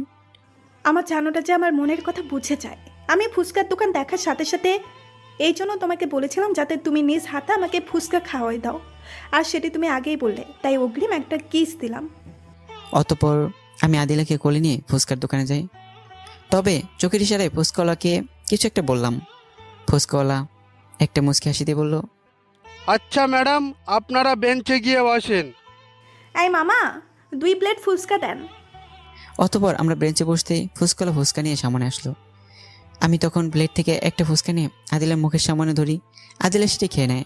অতপর আদিলা একটি নিয়ে আমার মুখের সামনে ধরে আর মনে মনে ভাবে, খাও চান্দু, বুঝবে মজা কত ধানে কত চাল, আমাকে পেতনি ডাকা। এই যে নেন আপনাদের ফুচকা। কি হলো আদিলা, কি ভাবছো? আমাকে আর খাওয়াবে না? জানো তোমার হাতের ফুচকা কত টেস্ট লাগে? আমার কথা শুনে আদিলা ধ্যান ভাঙে। একে একে সব খাওয়ালো। যখন আদিলা দেখলো যে আমি ফুচকাকে কোনো রিয়েক্ট করছি না, তখন আদিলা ফুচকাওয়ালার দিকে ইশারায় কি যেন বলে। ম্যাডাম, সবচেয়ে বেশি করে দিয়েছি। ফুচকাওয়ালার কথা শুনে আদিলা মন খারাপ করে ফেলে। সে তার প্ল্যানে সাকসেস হতে পারে নাই, এই জন্য। আমার জানুটার আবার কি হলো? প্ল্যানে সাকসেস হওয়া নাই, এই জন্য মন খারাপ বুঝি? তুমি কি ভাবছো ফুচকায় ঝাল বেশি দিলে আমি খেতে পারবো না? আমি অনেক ঝাল খেতে পারি। আমি তোমার উপর প্রতিশোধ নিতে চেয়েছিলাম যখন তুমি আমাকে পেতনি ডাকছিলে, তার জন্য ভেবেছিলাম তোমাকে বেশি ঝাল খাওয়াই এই কষ্ট দিব। অতপর গল্পের নায়িকার মতো আমার গোলাপি ঠোঁটের ছোঁয়া দিয়ে তোমার ঝাল কমিয়ে দেব। একটাও পেলাম না, তার জন্য মন খারাপ। আচ্ছা আসো, তোমার একটা আশা পূরণ করি। এই বলে আমি আদিলাকে কাছে টেনে 4 ঠোঁট এক করে দেই। আর এদিক থেকে আমাদের সমস্ত রোমান্টিক মুহূর্তগুলো কেউ একজন ভিডিও রেকর্ড করে নেয়। আমি আদিলের কোমর ধরে টান দিয়ে আবার 4 ঠোঁট এক করে দিই। 4 মিনিট পর ছেড়ে দিয়ে, এবার খুশি তো? আদিলা, তুমি আমাকে কতটুকু ভালোবাসো জানি না, তবে তোমার সাথে যদি আমি বিয়ের আগে রুম ডেট করতে চাই, তুমি কি রাজি হবে? একবার কেন, 1000 বার তোমার সাথে বিয়ের আগেই রুম ডেট করতে রাজি আছি। এত ভালোবাসো আমাকে? ধরো আমি যদি তোমার সাথে রুম ডেট করার পর তোমাকে ছেড়ে দিই? তোমার প্রতি আমার সীমাহীন বিশ্বাস আছে যে তুমি আমাকে কখনোই ছেড়ে দিবে না। এই বিশ্বাস নিয়েই তোমার হাতটা ধরেছি আমি। ধরো আমি তোমার থেকে সুন্দরী কোনো মেয়ে পেয়ে তোমাকে ছেড়ে দিলাম, তখন তুমি কি করবে? সারা জীবনের জন্য এই পৃথিবী ছেড়ে চলে যাব।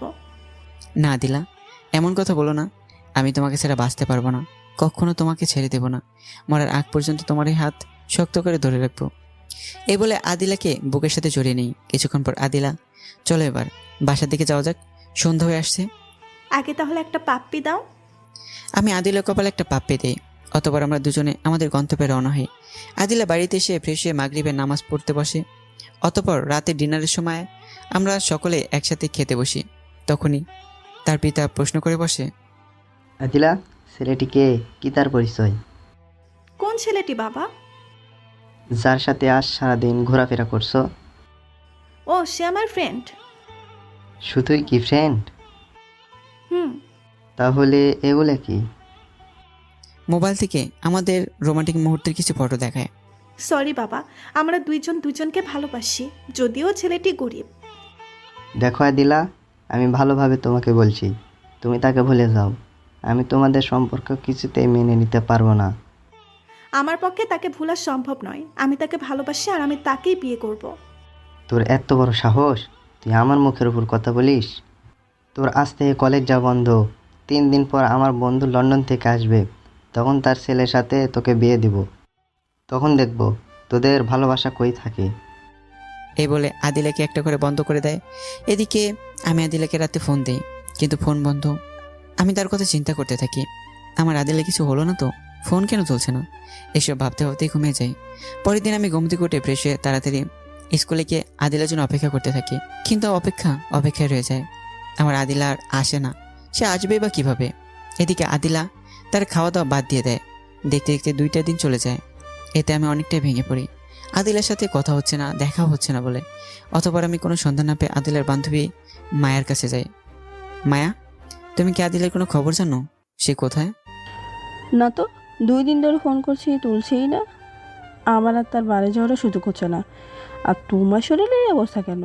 জীবনে দেখলাম 2টা পাগল। প্রথম আদিলার অবস্থা দেখলাম, এখন দেখছি তোমার। আল্লাহ না করুক, যদি তোমাদের মধ্যে কারো কিছু হয়ে যায়, তখন তোমাদের যে কি হবে। প্লিজ এগুলো বাদ দাও, আগে আমার আদিলের খবরটা আমাকে দাও প্লিজ। আমি তো তার খোঁজ জানি না, তবে চল দেখি তার বাসায় যাই। অতপর আদিলের বাসার দিকে রওনা দেওয়া হয়। অতপর কিছু দূর যাওয়ার পর মায়া বলল, তুমি এখানে দাঁড়াও, আমি ভিতরে গিয়ে দেখছি। আচ্ছা। অতপর মায়ের ভিতরে গিয়ে আদিলের মাকে আদিলের কথা জিজ্ঞেস করতেই, আন্টি, আদিলা কোথায়? 3 দিন ধরে কলেজে যাচ্ছে না।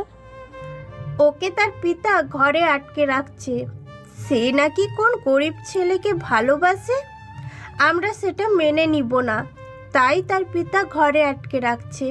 মা, তুমি তাকে একটু বোঝাও যে এগুলো ভালোবাসা না, আবেগ, যা দূর হয়ে গেলেই কষ্টের সাগরে পতিত হবে। আচ্ছা আন্টি, আমি তাকে বোঝাচ্ছি, চাবিটা দেন। তালা খুলে তাকে কোথাও নিয়ে যেও না, তাহলে কিন্তু তার বাবা আমাকে মেরেই ফেলবে। আচ্ছা আন্টি, আপনি নিশ্চিন্তে থাকুন, আমি তাকে কোথাও নিয়ে যাব না। অতপর আদিলের মা মায়ের কাছে চাবি দেয়। মায়ের চাবি নিয়ে তালা খুলে ভেতরে ঢুকে দেখতে পায় আদিলা উপর হয়ে শুয়ে আছে। তোরা যখন একজন অন্যজনকে ভালোবাসিস, তাহলে পালিয়ে গিয়ে বিয়ে করে নে। একজন তো ঘরের মধ্যে বন্দি অবস্থা কষ্ট পাচ্ছে, আর একজন তো প্রায় আত্মরাই হয়ে গেছে। হঠাৎ এমন কথা শুনে আদিলা চমকে ওঠে আর পিছনে তাকায়। মায়াকে দেখে শোয়া থেকে উঠে দৌড়ে জড়িয়ে ধরে কেঁদে দেয়। প্লিজ মায়া, তুই আমাকে এখান থেকে বের হওয়ার সুযোগ করে দে। আমি যার পারছি না। আব্বু কালই আমার বিয়ে ঠিক করেছে তার বন্ধুর ছেলের সাথে। তুই আমাকে নিয়ে যা, আমি শুভকে ছাড়া বাঁচবো না। মেয়ে মানুষ কীভাবে তোকে নিয়ে যাবো? আর আন্টিকেও তো কথা দিয়েছি, যা বলার তো শুভকে বল, তোর জন্য প্রায় পাগল হয়ে গেছে, বল। এই বলে ফোনটা এগিয়ে দেয়। আদিলা ফোনটা হাতে নিয়ে আমাকে ফোন দেয়। শুভ, তুমি আমাকে নিয়ে যাও। আমার বাবা আমাকে ঘরে আটকে রেখেছে, কালই আমার বিয়ে দিয়ে দেবে। আমি তোমাকে ছাড়া বাঁচবো না। তুমি আমাকে আজ রাতেই নিয়ে যাবে, তা না হলে আমি আত্মহত্যা করব। তুমি এমন কথা বলো না আদিলা, তুমি চলে গেলে আমি কাকে নিয়ে বাঁচবো? তুমি ফোনটা মায়ের কাছে দাও। তোমার কাছে কি আদিলের রুমে চাবি দিছে নাকি তাদের কাছে রেখেছে? আমার কাছেই কেন? এক কাজ করো, তুমি চাবিটা কিছু ফটো নিয়ে আসো, বাকিটা আমি দেখছি। আচ্ছা। আদিলের কাছে ফোন দাও। বলো শুভ। তুমি আজ রেডি থেকো, আমরা পালাবো। আচ্ছা, আমি রেডি হয়ে তোমার অপেক্ষায় থাকবো। আচ্ছা তাহলে ফোন রাখলাম। এই শোনো। বলো। উম্মুয়া। অতপর ফোন রেখে মায়া সেখান থেকে চলে আসে। রাতে আমি তাদের বাসার পিছনের পাইপ দিয়ে উঠে আদিলের রুমে ডুপ্লিকেট চাবি দিয়ে ঢুকি। আদিলা আমাকে দেখা মাত্রই দৌড়ে এসে জড়িয়ে ধরে পাগলের মতো চুমু খেতে থাকে। আদিলা, এখন এমন করো না, চুমু খাওয়ার অনেক সময় পাবে, এখন আমাদের বের হতে হবে, না হলে তোমার বাবা আমার কাছে ধরা খেয়ে যাব, তখন তোমাকে চিরজীবনের জন্য হারাতে হবে, তোমাকে আমি হারাতে পারবো না। তোর মজাটাই নষ্ট করে দিলে, তাহলে কিন্তু পরে এর সুদে আসলে নিব। আরে বাবা, তুমি যেভাবে মন চায় সেভাবেই নিও, সমস্যা নেই, এখন তো চলো। অতবার আমরা রাতে একটা বাসে উঠে পড়ি, আর বাস আমাদের চট্টগ্রামে নামিয়ে দেয়। এখন একটা বাসা ভাড়া নিতে হবে আর আমাদের বিয়ে করে ফেলতে হবে। আচ্ছা চলো, আগে বিয়ের কাজটা সেরে ফেলি, পরে বাসা খুঁজবো। চলো। অতবার আমরা একটা কাজে অফিসে গিয়ে বিয়ে করে নিই। অতবার একটা বাসা খুঁজতে থাকি, কিছুক্ষণ পর একটা বাসা খুঁজে পেয়ে যাই আমরা। তারপর বাসার রুম গোছাতে গোছাতে রাত হয়ে যায়। পরে আমরা ফ্রেশ হয়ে রাতের খাবার খেয়ে আদিলা আয়নার সামনে বসে পড়ে। কি করছো এখন? আমার জানুটার জন্য সাজতেছি। তুমি তো এমনিতেই সুন্দর। তা বললে কি আর হয়? আজ না আমাদের বাসর রাত। এখন ওগুলো বাদ দাও, সারাদিন আমাদের উপর অনেক পরিশ্রম গেছে, আমি ক্লান্ত হয়ে গেছি, আমি এখন ঘুমালাম। চিন্তা করো না, আমি আমার ভালোবাসা দিয়ে তোমার সমস্ত ক্লান্তি দূর করে দেব। এই বলে আদিলা আমার কাছে এসে আমার বুকের উপর শুয়ে পড়ে, আমার দুই ঠোঁট তার দখলে নিয়ে নেয়। কিছুক্ষণ পর ছেড়ে দেয় আদিলা। শুভ, এখন তো আমাদের আর কোনো চিন্তা নাই, আমরা সারা জীবন সুখ দুঃখ ভাগ করে নিয়ে সুখে শান্তিতে থাকতে পারবো। তবে তুমি এখন একটা চাকরি দেখো, আমার কাছে যে টাকা আছে তা দিয়ে কিছুদিন চলে যাবে। যদি তোমার একটা চাকরি হয় তাহলে আমাদের সুখ শান্তি দেখে কে? আচ্ছা, কাল সকালে চাকরির খোঁজে বের হবো, এখন ঘুমাও। কি বললা? আজ আমাদের বাসর রাত, এত তাড়াতাড়ি কেন আমি তোমাকে আদর করব, তারপর না হয় ঘুম? তো যখন আদর করবে তো দেরি করছো কেন? তখন আদিলা আমাকে শক্ত করে জড়িয়ে ধরে ভালোবাসার অতল সাগরে সাঁতার কাটতে থাকে। পরের দিন সকালে ফ্রেশ হয়ে নাস্তা করে চাকরির খোঁজে যাই, কিন্তু সারাদিন ঘোরাফেরা করেও কোথাও চাকরি পাই না। আমি এভাবে কিছুদিন ঘোরাফেরা করার পর চাকরিটাও হয়ে যায়। তখন থেকে আমাদের সংসার সুখী শান্তিতে ভরে ওঠে। 1 বছর পরে আমাদের কোল আলোকিত করে একটি ছেলে সন্তান হয়, তার নাম রাখি আদনান। তখনই তানজিলা বলে ওঠে, ভাইয়া, তোমার গল্প শুনে মনে হলো তোমাদের সংসার সুখে ভরপুর ছিল, তো পৃথক হওয়ার কারণ কি? আমি আবার বলতে শুরু করি। যখন আমাদের আদনানের 1 বছর হয়, তখন আমি যে অফিসে কাজ করতাম তার মালিক একদিন আমাকে ডেকে বলে 10 দিনের জন্য কক্সবাজার ঘুরতে যাবে 10 জন লোক নিয়ে। তখন আমি বাসায় এসে আদিলাকে ঘুরতে যাওয়ার কথা বলি, সে আমাকে যেতে বলে। সে তো আর জানতো না আমার এই ঘুরতে যাওয়ার তার ভালোবাসার মধ্যে কাল হয়ে দাঁড়াবে। পরের দিন আমি আমার জিনিসপত্র নিয়ে গাড়িতে উঠে বসি। একে একে সবাই গাড়িতে ওঠে, কিন্তু একটা সিট আমার পাশে খালি থাকে। কিছুক্ষণ পর একটা সুন্দরী মেয়ে এসে আমার পাশের সিটে বসে পড়ে, কিন্তু আমি সেই মেয়েটিকে কখনো আমাদের অফিসে দেখিনি। অতবার ড্রাইভার গাড়ি চালানো শুরু করে দেয়। আমি একবার তাকে আর চোখ ফেরাতে পারি না। মেয়েটি আমার আদিলার থেকে বহুগুণে সুন্দরী বলে। এই যে মিস্টার, এভাবে তাকিয়ে থাকবেন না, প্রেমে পড়ে যাবেন। এই বলে মেয়েটি খিলখিল করে হাসতে থাকে। মেয়েটির কথায় আমি লজ্জা পাই, তাই মাথা নিচু করে ফেলি। কিছুক্ষণ পর, এই যে মিস্টার শুভ, তখন তো খুব মজা নিয়ে আমার দিকে তাকিয়েছিলেন, এখন একটা কথাও বলছেন না যে? আমি চুপ। কথা বলবেন না আমার প্রেমে পড়ে যাবেন বলে। আপনি বিবাহিত সেটা আমি জানি, সমস্যা নাই। না, এমনি কথা বলছিলাম না। তো আপনি কে? আপনাকে তো কোনোদিন দেখিনি আমাদের অফিসে। আমি কে সেটা আস্তে আস্তে জেনে যাবেন, তবে এতটুকু জেনে রাখেন, আমার নাম তানিয়া, আমি আপনাদেরই অফিসে কাজ করি। সেটা বাড়ি থেকে কিছু সমস্যার কারণে আসতে পারি না। পরে আমরা আরো কিছুক্ষণ গল্প করে একদম ঘনিষ্ঠ হয়ে যাই। কিছুক্ষণ পর তানিয়া বলল, শুভ, আমার খুব ঘুম পাচ্ছে, আমি কি তোমার কাঁধে মাথা রাখতে পারি? রাখো, সমস্যা নেই। অতবার তানিয়া আমার কাঁধে মাথা রাখে, আর আমি তানিয়ার গোলাপের মতো ঠোঁটের দিকে তাকিয়ে থাকি। তাকিয়ে থাকতে থাকতে কখন যে আমি তার ঠোঁটের প্রতি আকৃষ্ট হয়ে যাই আমি বুঝতেই পারি না। হঠাৎ করে আমি তানিয়ার ঠোঁটে আলতো করে একটা কিস দিয়ে বসি, এতে তানিয়ার ঘুম ভেঙে যায়। তুমি এটা কি করলে শুভ? তুমি না বিবাহিত? সরি, বুঝতে পারিনি।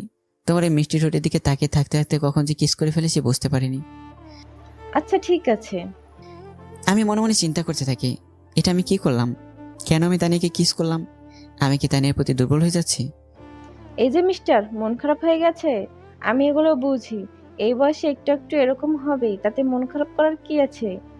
আমি লজ্জা মুখে মুখে তানিয়ার দিকে তাকাতেই তানিয়া আমার ঠোঁট দুটো নিজের দখলে নিয়ে নেয়। 5 মিনিট পর ছেড়ে দিয়ে তানিয়া হাঁপাতে হাঁপাতে বলে, কেমন দিলাম? তখন চুরি করে আমার ঠোঁটে কিস করছো, এখন প্রকাশ্যে দিয়ে দিলাম, যাতে আমারে কিস করলে আর চুরি করে না করো। আমি কোনো কথা বলতে পারি না। তানিয়ার ব্যবহারে যেন আমি বাকশক্তি হারিয়ে ফেলেছি। এই শুভ, কথা বলছো না কেন? আবার দিতে হবে নাকি? না না, তানি একটা কথা বলবো? বলো, কি বলবে? তখন আমি না হয় তোমার মায়ের পরে তোমাকে কিস করেছিলাম, কিন্তু তুমি আমাকে কিস করলে কেন? তুমি তো জানো আমি বিবাহিত। জানতাম, কিন্তু আমি তোমাকে কেন কিস করেছি তা তুমি আজকেই জানতে পারবে। অতপর আমরা আরও কিছু কথা বলে আমাদের গন্তব্যে পৌঁছি। আমি দেখতে পাই তানিয়া আমার রুমটার পাশেই পড়েছে। কক্সবাজারে আমরা 10 দিন থাকি। এই 10 দিনে আমি আদিলাকে বলে গিয়ে তানিয়াকে ভালোবাসতে শুরু করি। এই তো সেদিনের ঘটনা। এই তানিয়া, তুমি শুধু আমাকে কিসই করতে দাও, আর কিছু দাও না। কখন তোমার ভালোবাসা পাবো আমি? শুভ, তোমাকে তো বলছি আমি সতীনের সংসার করতে পারবো না। এই হয় তুমি তোমার বউকে ভুলে যাও, না হয় আমাকে ভুলে যাও। যেদিন তুমি তোমার বউকে তোমার জীবন থেকে তাড়াতে পারবে, সেদিন আমি তোমাকে আমার পরিপূর্ণ ভালোবাসা দিব। আচ্ছা, তাহলে বাড়ি গিয়ে আদিলাকে তাড়িয়ে দেবো, তখন তোমার ভালোবাসা আমাকে দিবে তো? দেব। আচ্ছা চলো, আমাদের গাড়ি এখন চলে যাবে। চলো। পরে আমরা এখান থেকে চলে যাই। অতপর আমরা বাড়িতে চলে যাই। আমি বাড়িতে আসতে আদিলা আমাকে জড়িয়ে ধরে শাড়ির আঁচল দিয়ে আমার মুখের ঘাম মুছে দেয়। এত ঢং দেখাতে হবে না, বাসায় ফ্যান আছে। তুমি এমন কথা কেন বলছো শুভ? তোমার শরীর খারাপ। তোমার এত আমাকে নিয়ে চিন্তা করতে হবে না, আমি শিশু না, সব কিছু বুঝি। যাও সামনে থেকে, তুমি তোমার কাজ করো। আমার দমক শুনে আদিলা সেখান থেকে বিছানায় শুয়ে কান্না করতে থাকে। এভাবে প্রত্যেকটা দিন কোনো না কোনো বিষয় নিয়ে আদিলের সাথে ঝগড়া করতে থাকে। একদিনের ঘটনায় আদিলা আমার এমন বিহেভ করা সহ্য করতে পারে না। রাতের বেলা আদিলা আমার পা জড়িয়ে ধরে। কেন তুমি এমন করছো আমার সাথে? যদি আমি কোনো অপরাধ করে থাকি তাহলে আমাকে বলো, তার জন্য আমাকে এভাবে কষ্ট দিও না। আমি তোমার কষ্ট দেওয়া সহ্য করতে পারি না। তুমি আমার সাথে এমন বিহেভ করছো কেন? তোকে এখন আর আমার ভালো লাগে না, তোকে আর আমার জীবনে চাই না। না শুভ, এমন করো না। আমাদের আদনানের মুখের দিকে তাকিয়েও হলেও আমার প্রতি রহম করো। চুপ শালি, তোকে এখন আমার ভালো লাগে না বলছি না? তোকে তো কষ্ট দিচ্ছি, তুই যাস না কেন? চলে যা তুই। আদিল আমার পা ধরে জড়িয়ে ধরে কান্না করতে করতে বলে, তুমি আমাকে তাড়িয়ে দিও না, তোমার পায়ের নিচে একটু জায়গা দাও। চুপ, একদম চুপ। তখন আমার মোবাইলে কল আসে। হ্যালো জানু, কি করছো? এই তো জানো, তোমার কথাই চিন্তা করতেছিলাম। তুমি আমাকে ভালোবাসা দিবে না?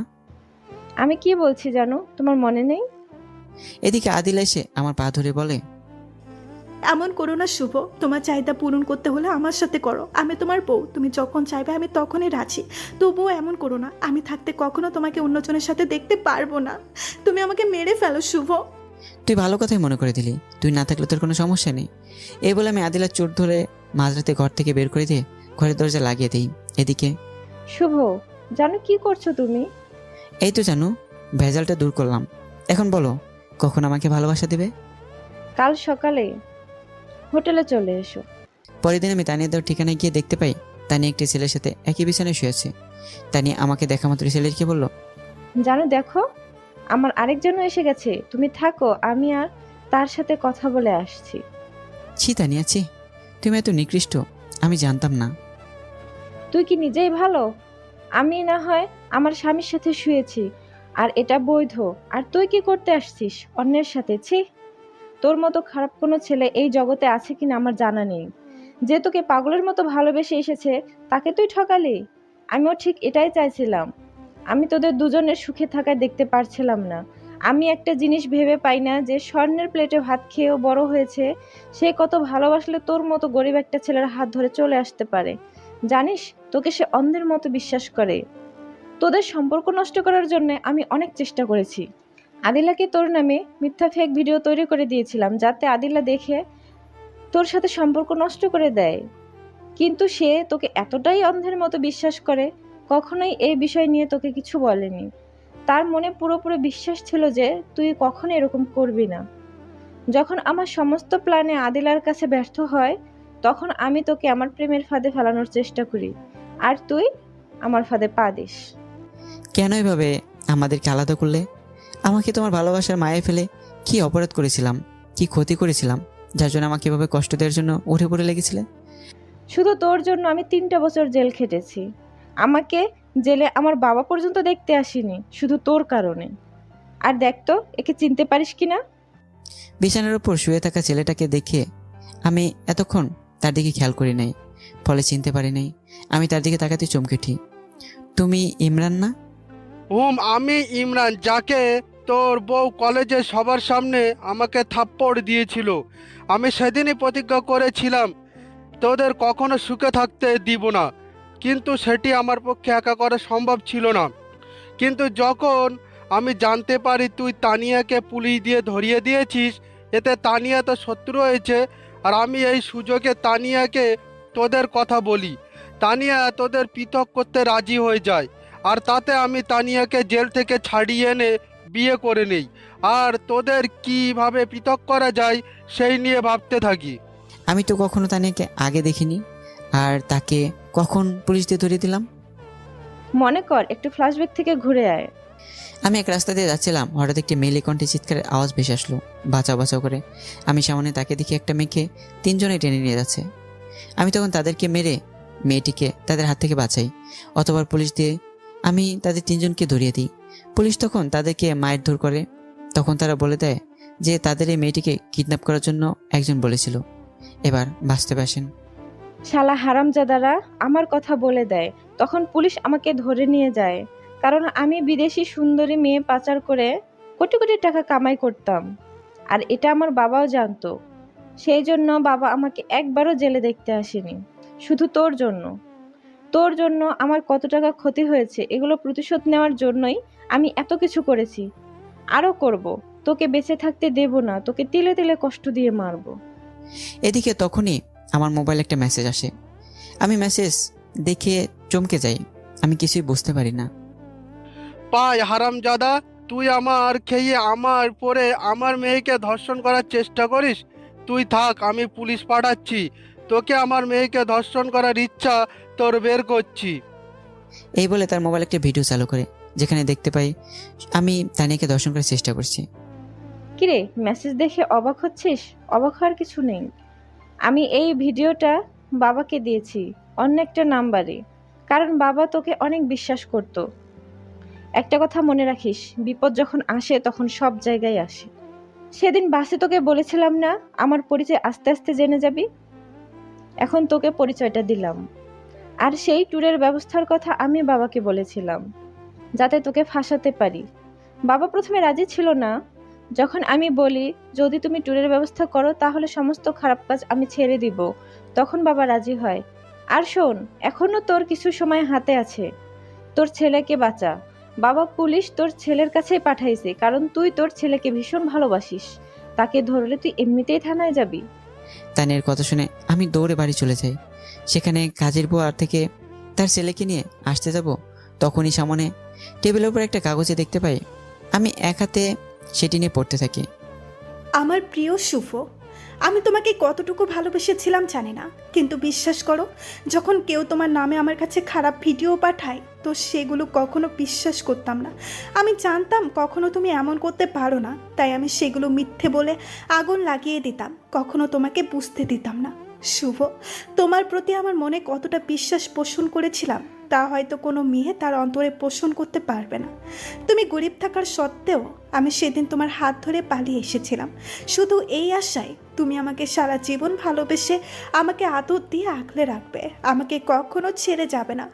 কিন্তু কখনো ভাবি নাই যে তুমি আমাকে এভাবে মাঝ রাস্তায় একা ফেলে চলে যাবে।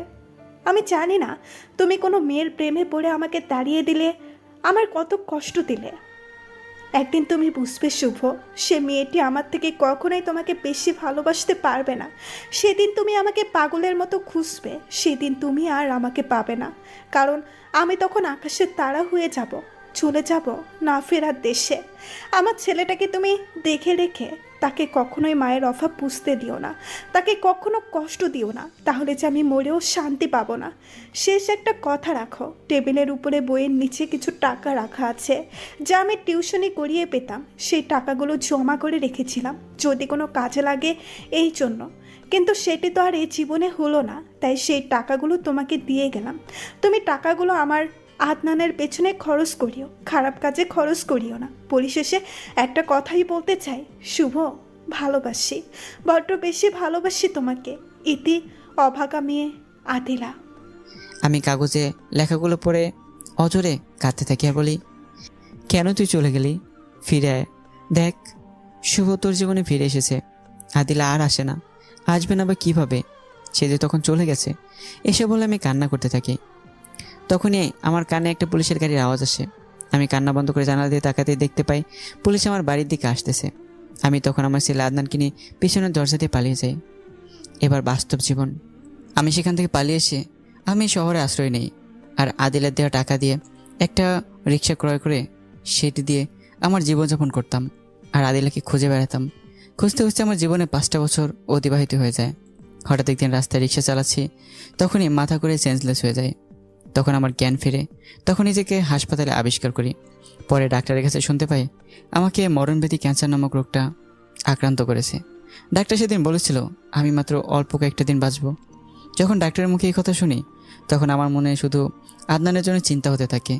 যদি আমার কিছু হয়ে যায় তো আদনান থাকবে কার কাছে, কী খেয়ে বেঁচে থাকবে? তাই প্রত্যেক দিন রাতে আদনানকে জড়িয়ে কান্না করতাম। আর কি বলতাম জানো তানজিলা?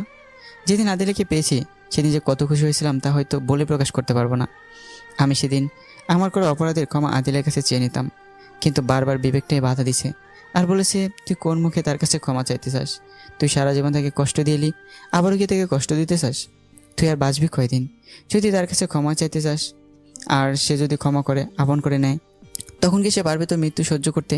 তা কখনোই পারবে না। তাই আমি আর আদিলকে কষ্ট দিতে চাইনি, এই জন্য তার কাছে আমি মাফও চাইনি। তার মানে ঘটনার মূল কারণ হলাম আমি? আমার জন্যই তোমাদের এই অবস্থা?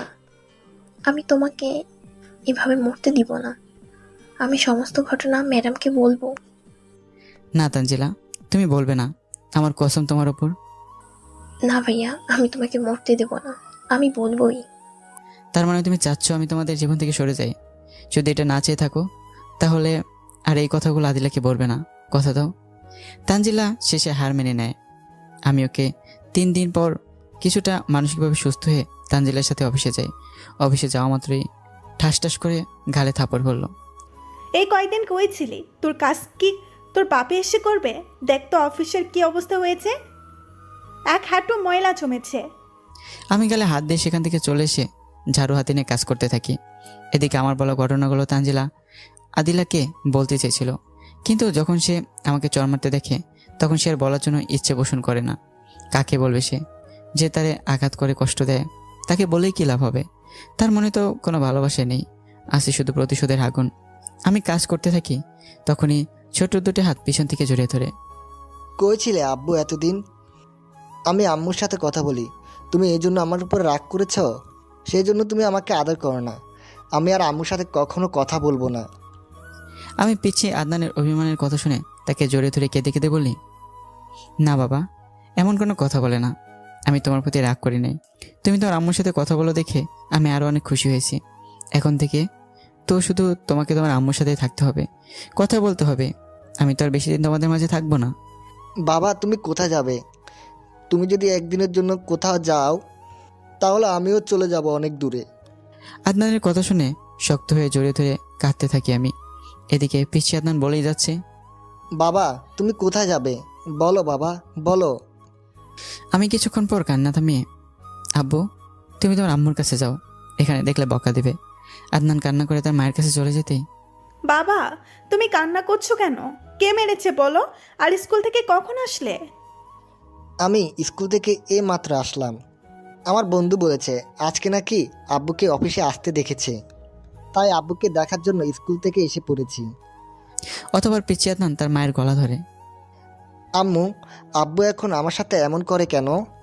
একটুও আদর করে না। জানো মা, আব্বু আজও আমাকে জড়িয়ে ধরে কেঁদে কেঁদে বলল আব্বু নাকি আমাদের কাছে আর থাকবে না। মা কোথায় যাবে আব্বু? বলো মা, বলো কোথায় যাবে? আব্বু বারবার এমন কথা কেন বলে বলো মা? আম্মু, আব্বু যদি একদিনের জন্য কোথাও যায় এবার তাহলে আমি কখনো তোমার সাথে কথা বলবো না। আদিলা পিছিয়ে আদনানের কথা শুনে ভাবতে থাকে, কেন শুভ এমন কথা বলে? আমি তাকে কষ্ট দিছি বলে সে কি আবার আমাকে ছেড়ে চলে যাবে? আমি কি আবার আমার ভালোবাসার মানুষটিকে হারাবো? না, এ হতে পারে না। তাকে আবার হারাতে পারবো না। তোমার আব্বু কোথাও যাবে না, আমি কোথাও তাকে যেতে দিব না। সত্যি আব্বু কোথাও যাবে না? সত্যি কোথাও যাবে না। তুমি এবার স্কুলে চলে যাও। আচ্ছা। এই বলে সে আবার স্কুলে চলে যায়। এদিকে আদিলা পিয়নকে দিয়ে আমাকে তার কেবিনে ডাকে। ম্যাডাম আসবো? আসো, চেয়ারে বসো। সরি ম্যাডাম, এই চরিত্রহীন চেয়ারে বসলে চেয়ার অপবিত্র হয়ে যাবে। মেজাজ গরম করিস না, তোকে বসতে বলছি, বস। অতবার আমি একটা চেয়ারে আদিলার সামনে বসি। তোকে কিছু প্রশ্ন করব, তার সঠিক উত্তর দিবি। যদি না দে? জানে তুই এই কথাই বলবি। যদি তুই তোর সন্তানের ভালো চাস, তোর ঠিকই উত্তর দিবি।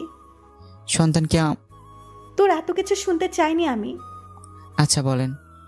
তুই বারবার আদনানকে বলিস তুই আর আমাদের কাছে থাকবি না, তো কোথায় যাবি না কি নতুন কাউকে পেয়েছিস যা আমাকে দেওয়ার তোর সাইনের কথা ভুলে গেছিস? ম্যাডাম আমি কিছুই বলি নাই। আবার নতুন কাউকে? এই বলে আমি হাসার চেষ্টা করলাম, কিন্তু হাসি আসছে না। হাসলি কেন? আমি হাসার কিছু বলছি? তোর তোর চরিত্রই এরকম। জানিনি তো, আর বলে কি লাভ? কী জন্য ডেকেছেন সেটা বলেন। আচ্ছা তুই আদনানকে এমন কথা কেন বলস যে তুই আর আমাদের কাছে থাকবি না? বল, কই যাবি তুই? চলে যাবে কোচিন দেশে, যেখান থেকে আপনি আর আমাকে গাধার মতো কাজও করাতে পারবেন না, বা সেখান থেকে আর আমাকে নিয়ে আসতে পারবেন না, কারণ সেখানে আপনার কোনো ক্ষমতাই থাকবে না। আরেকটা কথা, তোকে যে আমি এত কষ্ট দিই, এত অপমান করি, তবুও তুই এখান থেকে যাস না কেন? নাকি সাইন করার সেই পেপারের ভয়ে? না ম্যাডাম, আমি এই জন্যই থাকি। যে মেয়ে আমাকে একটু ব্যথা সহ্য করতে পারতো না, সেই মেয়ে যখন আমার একটা অপরাধের কারণে গাধার মতো কাজ করে তাকে কষ্টের প্রতিশোধ নিতে চায়, তাহলে আমি কেন পারবো না তার দিয়ে কষ্ট সহ্য করতে, তার একটু আনন্দের কারণ হতে? আমি তো জীবনে কখনো তার মুখে হাসি ফোটাতে পারিনি, শুধু তাকে কষ্ট দিয়ে এসেছি। এখন সে আমাকে কষ্ট দিলে আমার জীবন তো লাশ দেখে যদি একটু আনন্দ পায়, খুশি হয়, তাই আমি তার দিয়ে কষ্টগুলো সহ্য করি। আমার বলা কথাগুলো যেন আদিলায় কলিজায় গিয়ে লাগে। আসলেই তো, তাকে আমি গাধার মতো কাজ করাই। হয়তো সে একটা ভুল করেছে, তার জন্য কিভাবে আমি তাকে এত কষ্ট দিলাম? আমি এত খারাপ কি করে হলাম? যাকে জীবনের থেকে বেশি ভালোবাসি তাকে কি করে এত কষ্ট আমি দিতে পারলাম? এই বিরাট অফিসটার জন্যই কি আমার অন্তরে অহংকার জমে গেছে? এর জন্যই আমার জানটাকে কষ্ট দিলাম। আমি এই অফিস আর আমার কাছে রাখবো না। আমার জানোটাকে লিখে দিয়ে আমি তার থেকে আজ মাপ চেয়ে নেব, তাকে আজই আপন করে নেব। আমার জানটাকে আর কষ্ট দিব না। হঠাৎ আদিলা ব্যবহারে পরিবর্তন হয়ে যায়, সেটি আমি খেয়াল করলাম। এমন রহস্যজনক কথা তুমি কোথায় শিখলে শুভ? তুমি তো এমন ছিলে না। সত্যি করে বলো, তুমি কোথায় যাবে? বলো শুভ, বলো। চুপ করে থেকো না, বলো শুভ। আমি তখন বুঝতে পারি যে আদিলা এখন আর বসের রূপে নেই। মুহূর্তের মধ্যেই আমার জান আদিলার রূপ তার মধ্যে এসে গেছে। কিন্তু আমি সেটা চাই না যে আদিলা আবার আমার জীবনে ফিরে আসুক। চাই না তাকে আর কষ্ট দিতে, কারণ আমি যে কয়েকটা দিনের অতিথি মাত্র। আমি তাই বিষয়টি পরিবর্তন করার জন্য, ম্যাডাম আমি আপনার সমস্ত প্রশ্নের উত্তর দিচ্ছি। এখন আমার কাজ করতে হবে, নয়তো বিনা দোষে থাপ্পড় খেতে হবে। আমি চললাম। এই বলে আমি আবার কাজে যাই। আদিলা তখন, প্লিজ শুভ, তুমি এখান থেকে যেও না, বলে যাও তুমি কোথায় যাবে। আমি তোমাকে কোথাও যেতে দিব না। পরের দিন আদিলা সকালে অফিসে এসে দেখতে পায় আমি আমার কাজ করছি, কারণ আমি অফিসে থাকি বলে। এই শুভ, শোনো, এক্ষুনি আমার কেবিনে আসো। এই বলে আদিলা তার রুমে চলে আসে। কিছুক্ষণ পর আমি, ম্যাডাম আসবো? আসো, তবে এরপর থেকে কোনো অনুমতি নেওয়া লাগবে না। তুমি নিজের বাসা মনে করে চলাফেরা করবে। তা কি করে হয়? কোথায় আপনার রুম আর কোথায় চরিত্রহীনে যাওয়া আসা, সেটি কি সম্ভব? আর কি বললেন, নিজের রুম? চরিত্রহীনের আবার বাসাও থাকে? এখন এই কথাগুলো মনে রাখছো? কী জন্য ডেকেছেন সেটা বলেন। আদিলা তখন চেয়ার থেকে উঠে ক্যাবিনের দরজা লক করে আমার কাঁধে হাত দেয়। আপনি দরজা বন্ধ করলেন কেন? আমি আবার আপনার কোনো ক্ষতি করতে পারি। তোমার বউকে তুমি যা ইচ্ছা তাই করবে, তাতে কার কি? আর শোনো, আজ থেকে ওই চেয়ারটা তোমার। আপনার মাথা খারাপ হয়েছে? আমি আসি। এই বলে উঠতে যাবো, তখনই যদি এক পাও আগাও তাহলে ভুলে যাব আমার কোনো ছেলে আছে। আদিলা ভালো করেই জানে আদনান আমার দুর্বলতা। আমি থেমে যাই। এই তো গুড বয়, এখন যাও, আমার চেয়ারে বসো যতক্ষণ পর্যন্ত আমি উঠতে না বলবো। যদি এর কোনো এদিক সেদিক হয় তাহলে হবে না। তারপর আদিলা আমাকে চেয়ার টেনে বসে রেখে বের হয়। অথবা 3-4 ঘন্টা পর ফিরে আসে। যাও ফ্রেশ হয়ে আসো। 3 থেকে 4 ঘন্টা বসে থেকে বোর হয়ে গেছো। অতপর আমি ফ্রেশ হতে চলে যাই। ফ্রেশ হয়ে এসে দেখি আদিলা আমার পছন্দের সমস্ত খাবার বিছিয়ে রেখে আমার জন্য অপেক্ষা করছে।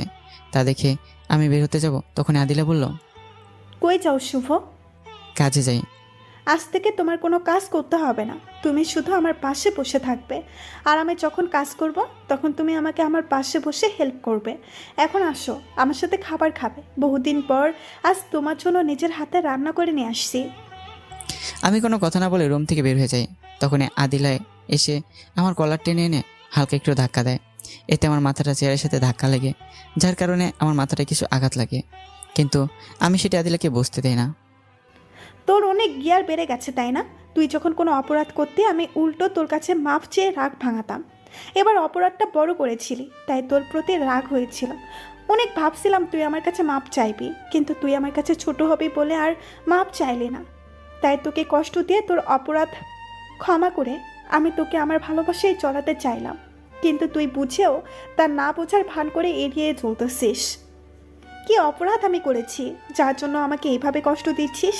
তোকে ভালোবাসে কি একটু সুখ পাবো না আমি? আমার জীবন থেকে তোকে বেশি ভালোবাসাটাই কি আমার ফুল, নাকি তোর জায়গায় অন্য কাউকে ভাবতে পারি না এটাই আমার অপরাধ? আমি তোমার পা ধরছি শুভ, পেছনে যা কিছু হয়েছে তা ভুলে যাও। চলো আবার আমরা নতুনভাবে নতুন জীবন শুরু করি।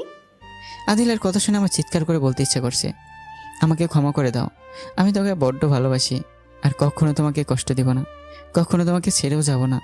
কিন্তু আমার বিবেকটা বাধা হয়ে দাঁড়ায়। আমি আমার মনের ভিতরে লুকিয়ে থাকা কথাগুলো আদিলের কাছে প্রকাশ করতে পারি না।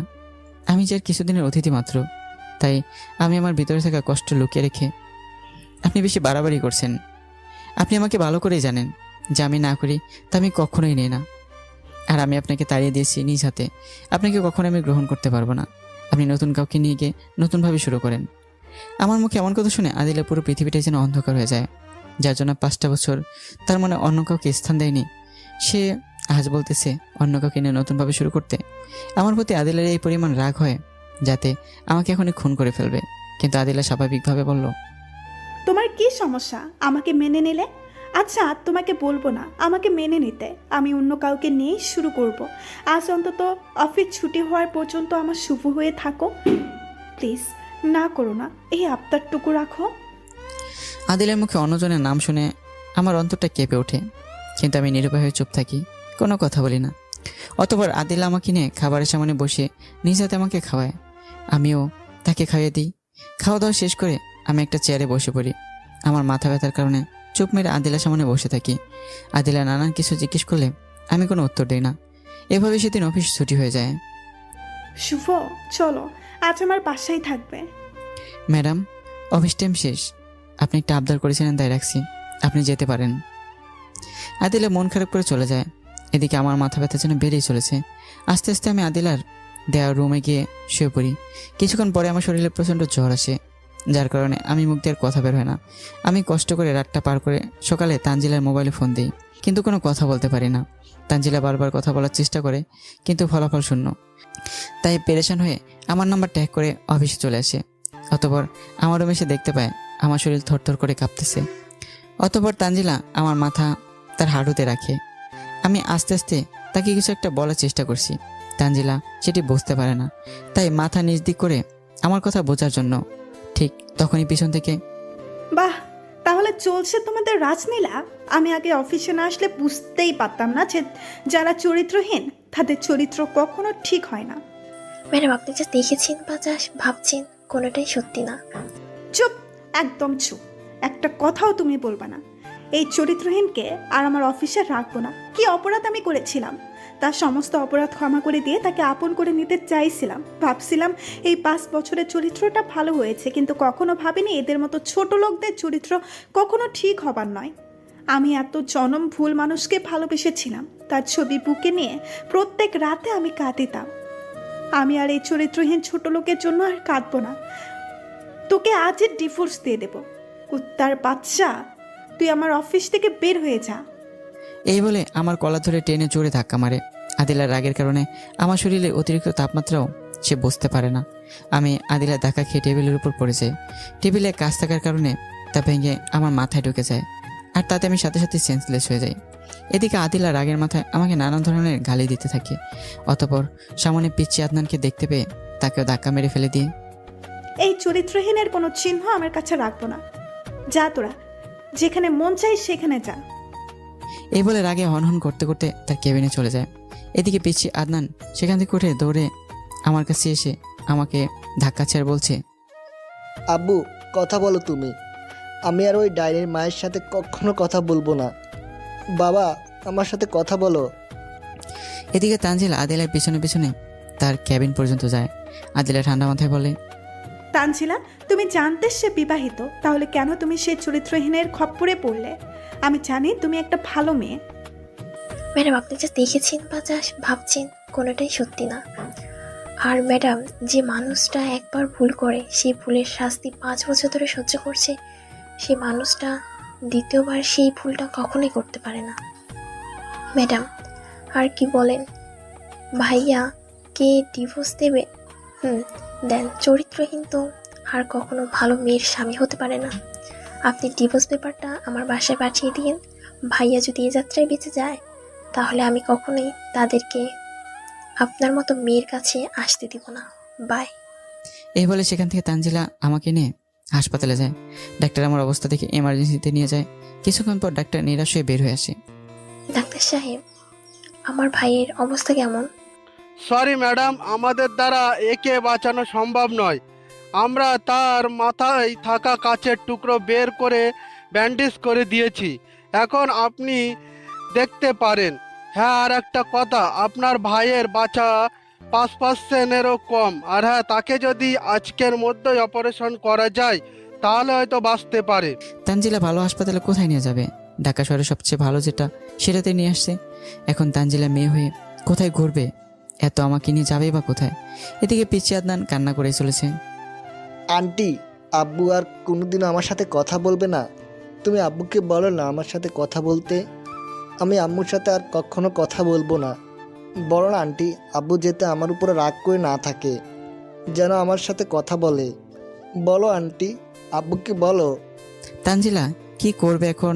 না পারছে পিচ্ছি আদনানকে কিছু বলে বুঝ দিতে, না পারছে আমাকে অন্য কোথাও নিয়ে যাওয়ার ব্যবস্থা করতে। তানজিলা তখন মাথায় হাত দিয়ে বেঞ্চের উপর বসে পড়ে। তখনই তানজিলা কারে কে যেন হাত দেয়। তানজিলা পিছন দিকে তাকিয়ে দেখে এদিকে আদিলার কানে তানজিলের শেষ কিছু কথা বারবার বাজতে থাকে। ভাইয়া যদি এই যাত্রায় বেঁচে যায়, তাহলে আমি তাদেরকে কখনো আপনার কাছে আসতে দিব না। আদিলা মনে মনে ভাবতে লাগলো, তানজিলা এমন কথা কেন বললো? এই যাত্রায় বেঁচে চাই মানে? তাহলে কি শুভর কিছু হয়েছে? আমি কি রাগের মাথায় কোনো ভুল করে ফেললাম? না, আর ভাবতে পারছি না। এই বলে মাথায় হাত দেয়। কিছুক্ষণ পর আদিলে কি যেন ভেবে মনে করে আমার রুমে গিয়ে চমকে ওঠে। তানজিলা ভাবতেই পারে না কোথায় নিয়ে যাবে আমাকে। ঢাকা সবচেয়ে ভালো হাসপাতালে যখন তার কাজ হলো না, তখন কি করবে, কোথায় নিয়ে যাবে কিছুই ভাবতে পারছে না। তখনই তানজিলা মাথায় হাত দিয়ে বেঞ্চের উপর বসে ভাবতে, আমি একা কোথায় নিয়ে যাব? নাকি ভাইয়া এভাবেই? না না না। এইসব ভাবতে থাকে। তখনই কে যেন পিছন থেকে তানজিলা ঘাড়ে হাত দেয়। তানজিলা মাথা তুলে পিছন ফিরে তাকিয়ে দেখতে পায় একটা মেয়ে দাঁড়িয়ে আছে। এভাবে বসে থাকলে কি তোমার ভাইকে বাঁচাতে পারবে? শুনলে না ডাক্তার কি বলেছে? যদি আজকের মধ্যে অপারেশন করানো যায় তাহলে হয়তো বাঁচানো সম্ভব। আমি একা কি করব? কোথায় নিয়ে যাব? এখন কথা বলার সময় নয়। নাও তোমাদের ভিসা, তুমি এখনই তাকে সিঙ্গাপুর নিয়ে যাও। তানজিলা মেয়েটিকে জড়িয়ে ধরে বলে, তুমি কে আপু? আমার ভাইয়ের কঠিন দিনে তুমি ফেরেশতার মতো এসে সাহায্য করছো। আমি কে সেটা তোমার না জানলেও চলবে, তবে এটুকু জেনে রেখো তোমার ভাই আমাকে চেনে, আর আমি তোমার ভাইকে আজ তোমার ভাইয়ের এই অবস্থার জন্য আমি দায়ী। প্লিজ তানজিলা, আর প্রশ্ন করো না, তাড়াতাড়ি নিয়ে যাও। তুমিও আসো আমার সাথে। আমার ওই মুখ নেই যে আমি শুভ সামনে দাঁড়াবো। তুমি একাই যাও। আর হ্যাঁ, যদি তোমার ভাই বেঁচে যায় তাহলে আমার এই চিঠিটা শুভকে দিও। অতঃপর তানজিলার চিঠি ও আমাকে নিয়ে সিঙ্গাপুরের উদ্দেশ্যে রওনা হয়। এদিকে আদিলে কি যেন মনে করে আমার রুমে গিয়ে টেবিলের উপর আমার লেখা ডায়েরি দেখে চমকে ওঠে। কারণ ডায়েরিতে লেখা ছিল, আমার জানে মন আদিলা, আমি কথাগুলো কিভাবে লিখবো তা আমার বলার কোনো ভাষা নেই।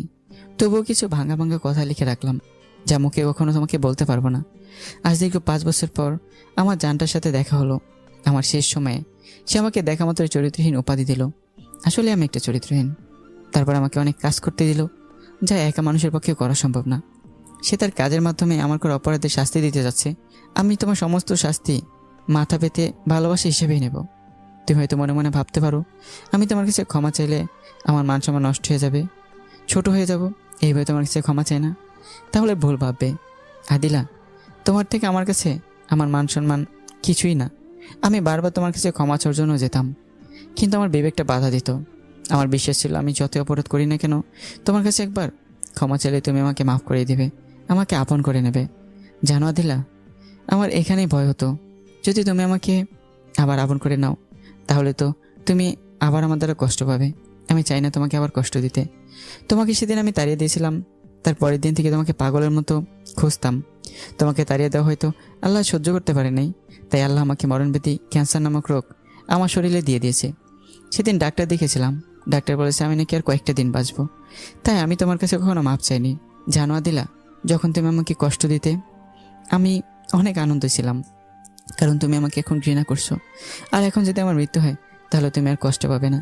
কিন্তু হঠাৎ একদিন তোমার কি জানি হলো, তুমি আবার আমাকে কাছে আনার জন্য তুমি আমার কাছে মাপ চাইলে। আমি সেদিন বড্ড কষ্ট পেয়েছিলাম, কারণ তুমি আবার আমার কারণে কষ্ট হবে, তাই তোমাকে আমি এড়িয়ে চলতাম। আদিলা, আমি যে অপরাধগুলো করেছি তা হয়তো ক্ষমার যোগ্য, কিন্তু তোমার কাছে শেষ সময়ে তোমার হাত জোর করে ক্ষমা চাইছি। আদিলা, এই চরিত্রহীনটাকে ক্ষমা করে দিও। সারাটা জীবন তোমাকে আমার জন্য কাঁদতে হয়েছে। তোমার এই কষ্টগুলো মনে রেখো না, তাহলে আল্লাহ আমাকে মাফ করবে না। প্লিজ তুমি আমাকে মন থেকে ক্ষমা করে দিও। জানি না তুমি এই ডায়েরিটা কোনো দিন পাবে কি না।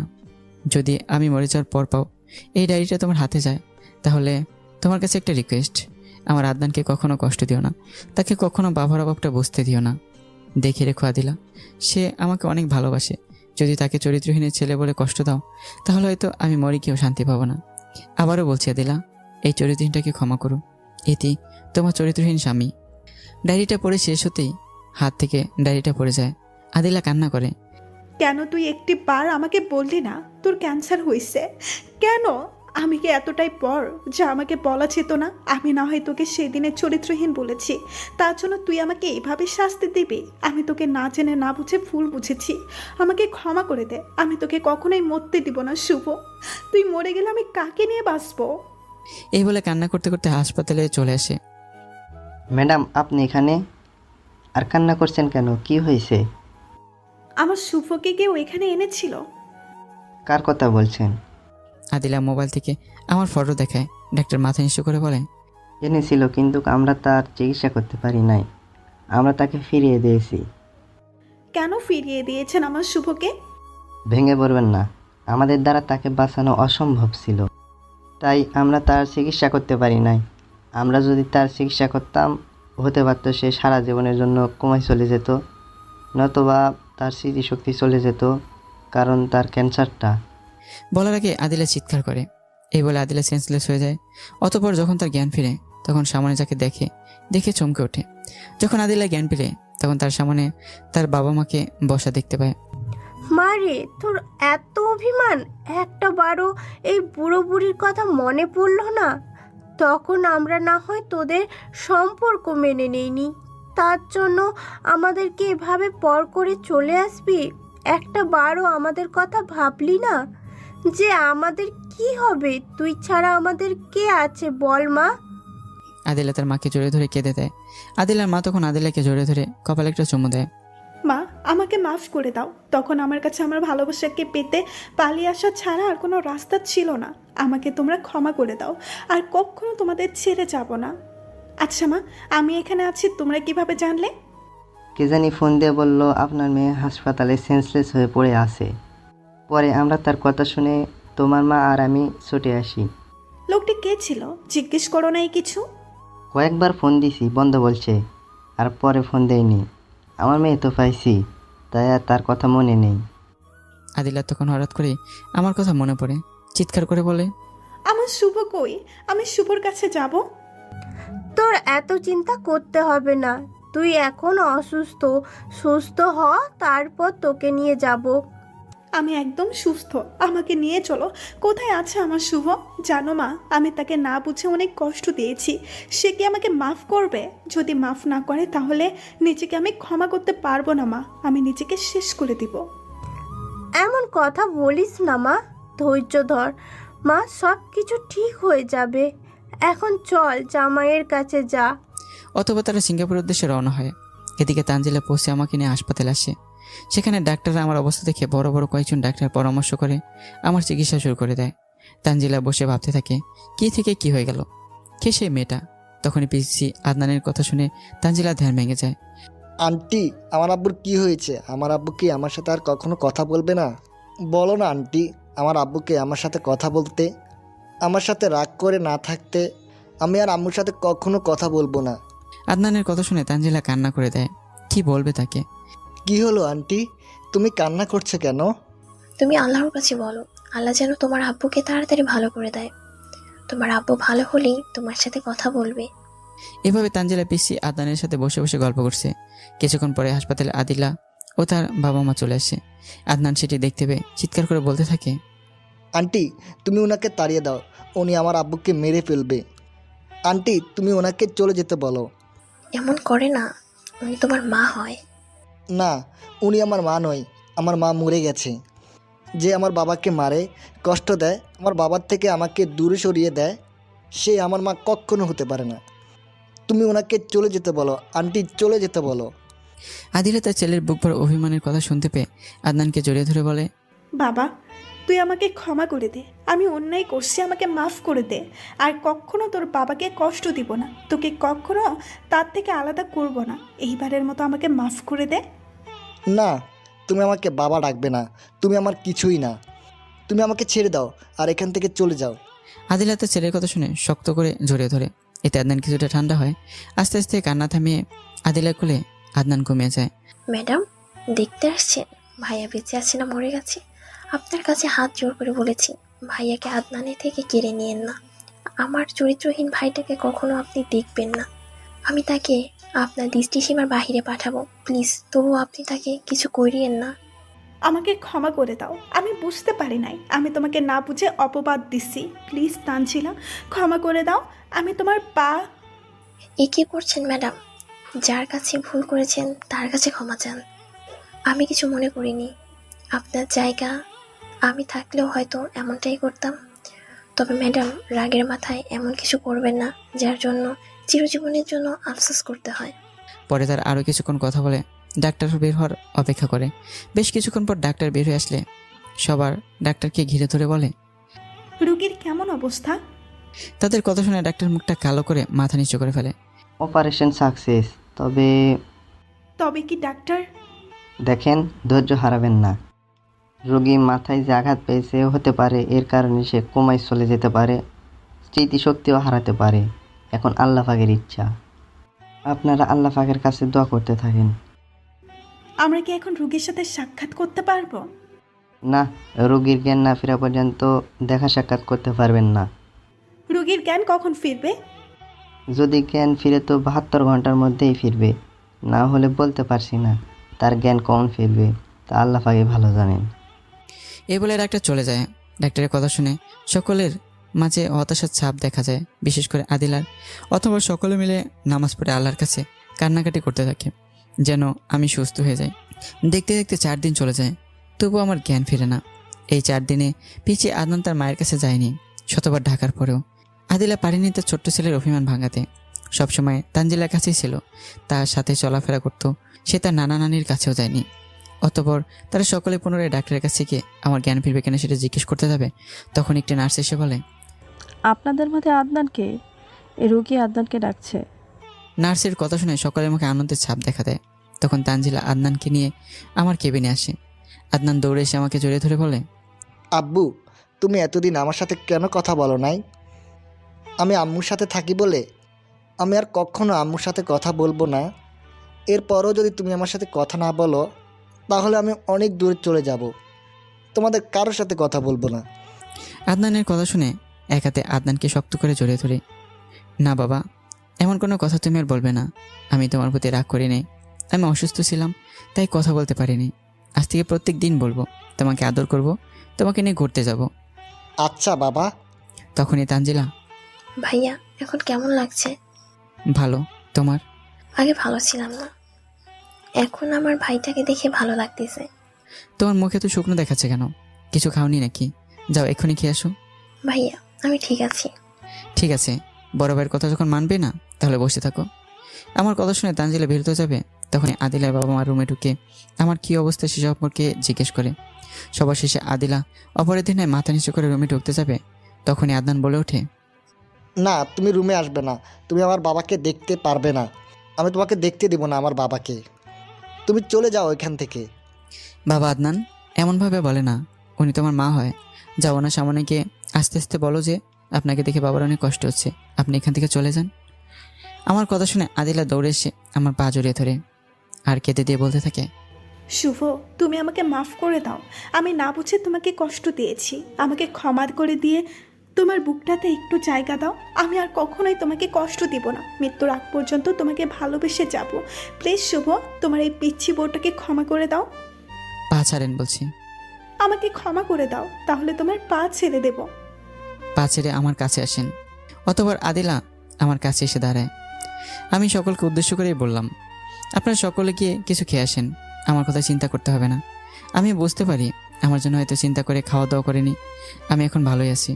পরে আদিলার বাবা মা আর তানজিলা চলে গেল, আদিলা আর আদনান ছাড়া। আপনি যান না কেন? এইভাবে আমাকে পর করে দিও না শুভ, আমাকে মেরে ফেলো, তবুও আমাকে এইভাবে অবহেলা করো না। আমি না বুঝে ভুল করেছি, তোমাকে আমি বুঝতে পারিনি, তোমাকে কষ্ট দিয়েছি, তার জন্য আমাকে এমন শাস্তি দিও না।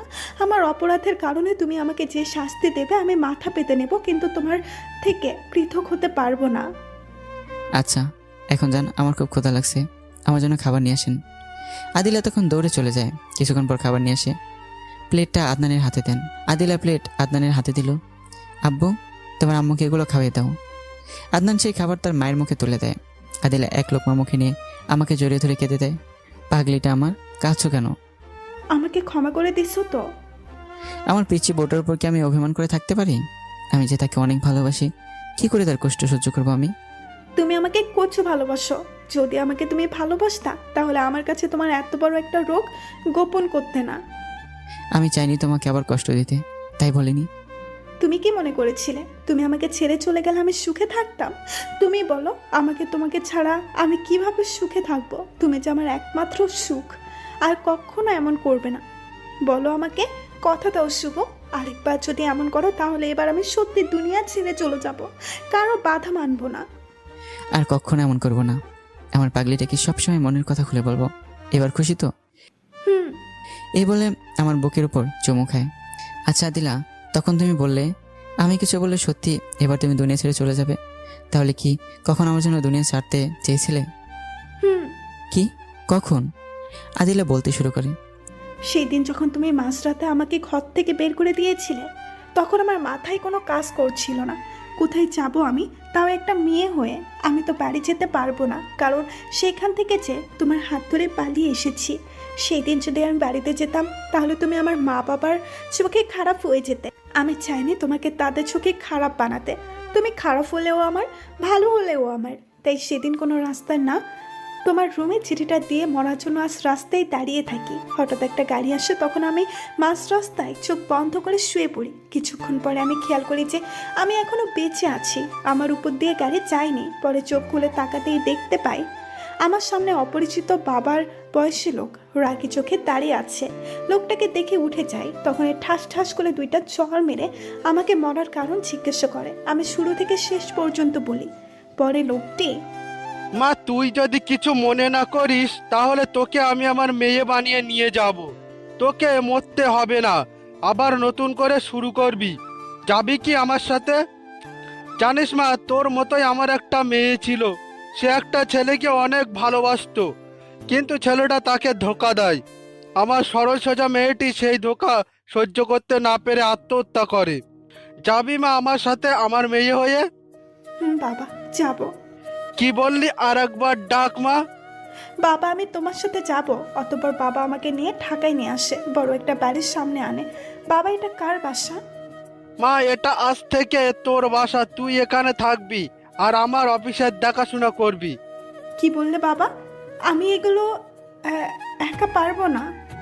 তোকে একা কে পারতে বলেছে? আমি আছি না। পরে আস্তে আস্তে আমি বাবার অফিসের সমস্ত কাজ শিখে ফেললাম। তখন বাবা আমার হাতে এই অফিসের দায়িত্ব দিয়ে দেয়।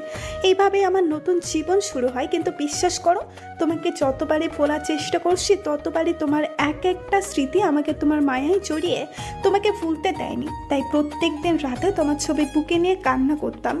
কোনোদিন তুমি আমার বুকে ফিরে আসবে, আমাকে বলবে, আদিল আমি ভুল করেছি, আমাকে তুমি ক্ষমা করে দাও। আমাকে আবার একটু তোমাকে ভালোবাসার সুযোগ দাও, এই বলে কান্না করতাম। তখন বাবা এসে আমাকে সান্ত্বনা দিত, কিন্তু সেটিও আর বেশি দিন থাকেনি। হঠাৎ একদিন বাবার হার্ট অ্যাটাক হয়, তখনই তিনি মারা যায়। এরপরে আমি একা হয়ে যাই, প্রতিনিয়ত তোমাকে খুঁজতে থাকি। আমি তোমাকে অনেক কষ্ট দিয়ে ফেলেছি, তাই না? আমাকে তুমি মাফ করে দাও।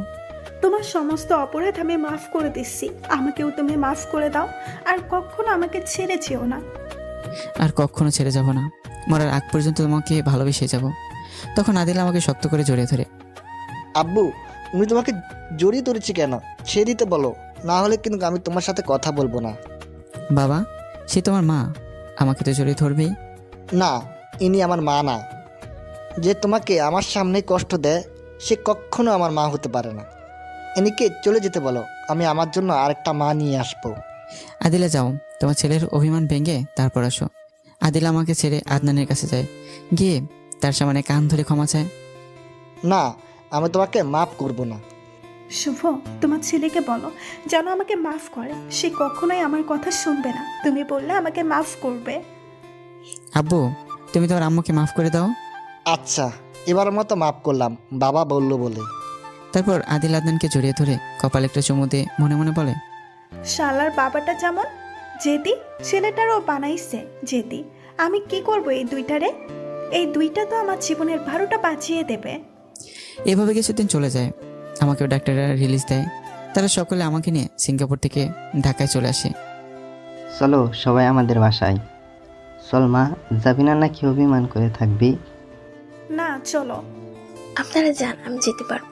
আমার 2 দিন পর হবু স্বামী আসবে আমাকে নিতে, তোমরাও যাও। আর এই নাও একটা চিঠি। কিসের চিঠি আর কে দিছে? জানি না ভাইয়া, মেয়েটাকে চিনি না। সেই মেয়ে তোমাকে সিঙ্গাপুর নিয়ে যাওয়ার ব্যবস্থা করেছে। তার মানে আদিল আমাকে সেখানে নিয়ে যায়নি, নিয়ে গেছে অন্য কেউ। ম্যাডাম তো পড়ে গেছে। আমি চিঠি খুলে পড়তে থাকি। আমি তোমার কাছে কিভাবে ক্ষমা চাইবো সেটা হয়তো জানি না, আর কিবা করলেই তুমি আমাকে ক্ষমা করবে আমি জানি না। আমি যে অপরাধ করেছি তার হয়তো ক্ষমা নেই, কিন্তু তোমার কাছে বড় একটা আশা নিয়ে ক্ষমা চাচ্ছি যে তুমি আমাকে মাফ করে দিবে।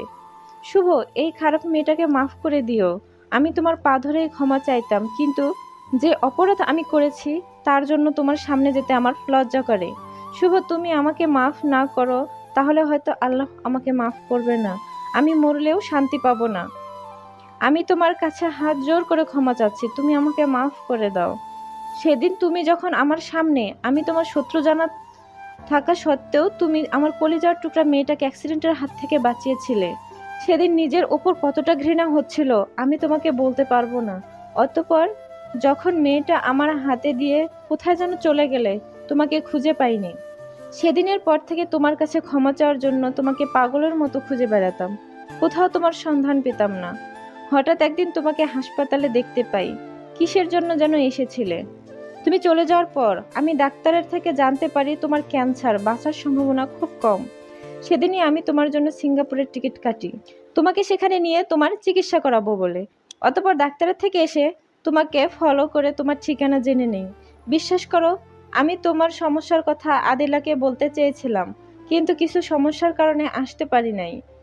সেই দিন তোমার কথা আদিলাকে বলতে এসেছিলাম, কিন্তু তখন দেখেছি তোমাকে হাসপাতালে নিয়ে যাচ্ছে, তাই আর বলা হয়ে ওঠেনি। পরে আমি হাসপাতালে যাই।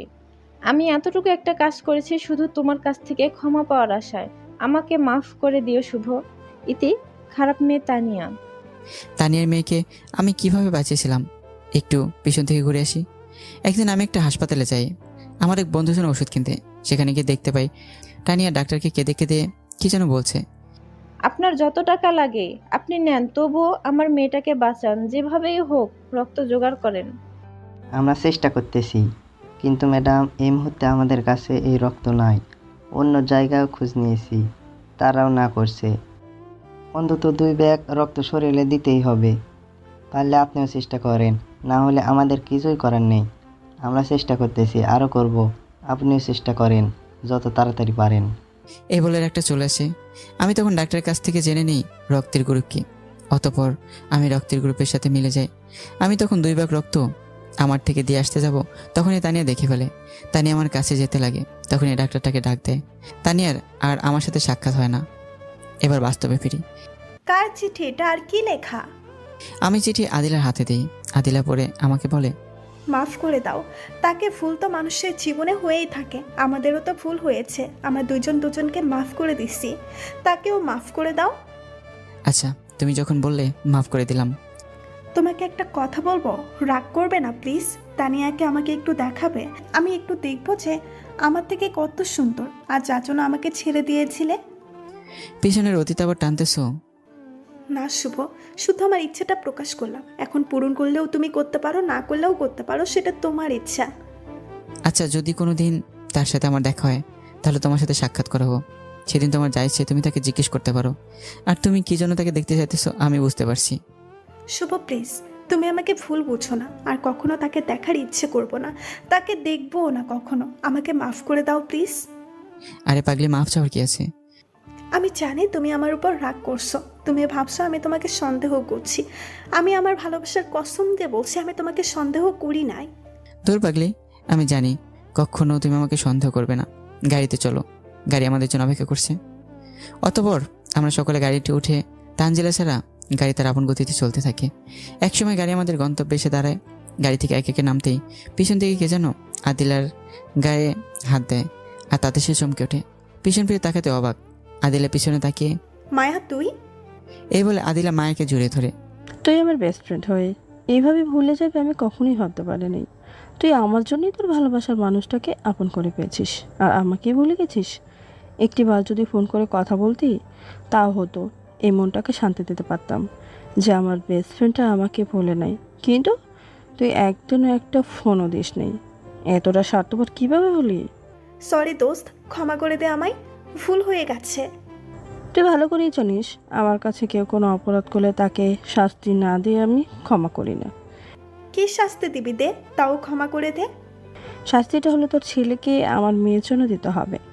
কি বলছিস সেগুলো? আমি অপরাধ করছি, শাস্তি আমাকে দিবি তো আমার ছেলেকে কেন? আমার ছেলেরও তো একটা পছন্দ আছে, সে যদি বড় হয়ে তোর মেয়েকে পছন্দ না করে? আমার মেয়েকে পছন্দ করবে না পৃথিবীতে এমন কোনো ছেলে নেই। আর তোর ছেলে যদি বড় হয়ে আমার মেয়েকে পছন্দ না করে তাহলে তো আর জোর করে কিছু করা যাবে না। আর যদি পছন্দ করে দিবি তো আমার মেয়ের জন্য নাকি গরিব বলে অবহেলা করবি? আবার শুরু করছিস? যদি আদনান রাজি থাকে তাহলে দিব, কিন্তু তার আগে দেখি তোর রাজরানী পিচ্ছি মেয়েটাকে। মায়া তার মেয়ের নাম ধরে ডাক দেয়, কিন্তু খোঁজ আসে না। নীলা মায়া পেরেশান হয়ে যায়। তখন আদিলার বাবা, তোমরা এখানে তাদের বিয়ে নিয়ে গল্প করতেছো, এদিকে আদনান নীলাকে নিয়ে পালাইছে। কই গেছে তারা? আমাদের বেলকনিতে দেখ। আদিলা সেদিক তাকে দেখতে পায়, তারা দুজনে একে অন্যকে খাইয়ে দিচ্ছে। দেখছিস তোর ছেলে এখনই আমার মেয়ের প্রেমে পড়ে গেছে, আর বড় হলে কি করবে আল্লাহই ভালো জানে। এখন বল দেবে কিনা তোর ছেলেকে? আদনান যদি রাজি হয় দিব, এখন আমাকে মাফ করে দে। আচ্ছা মাফ করলাম, কিন্তু শুভর এই অবস্থা কেন? পরে বলবো না এক সময়, আগে ভেতরে চল। আচ্ছা চল। অতঃপর সকলে তাদের বাড়ির উদ্দেশ্যে যায়।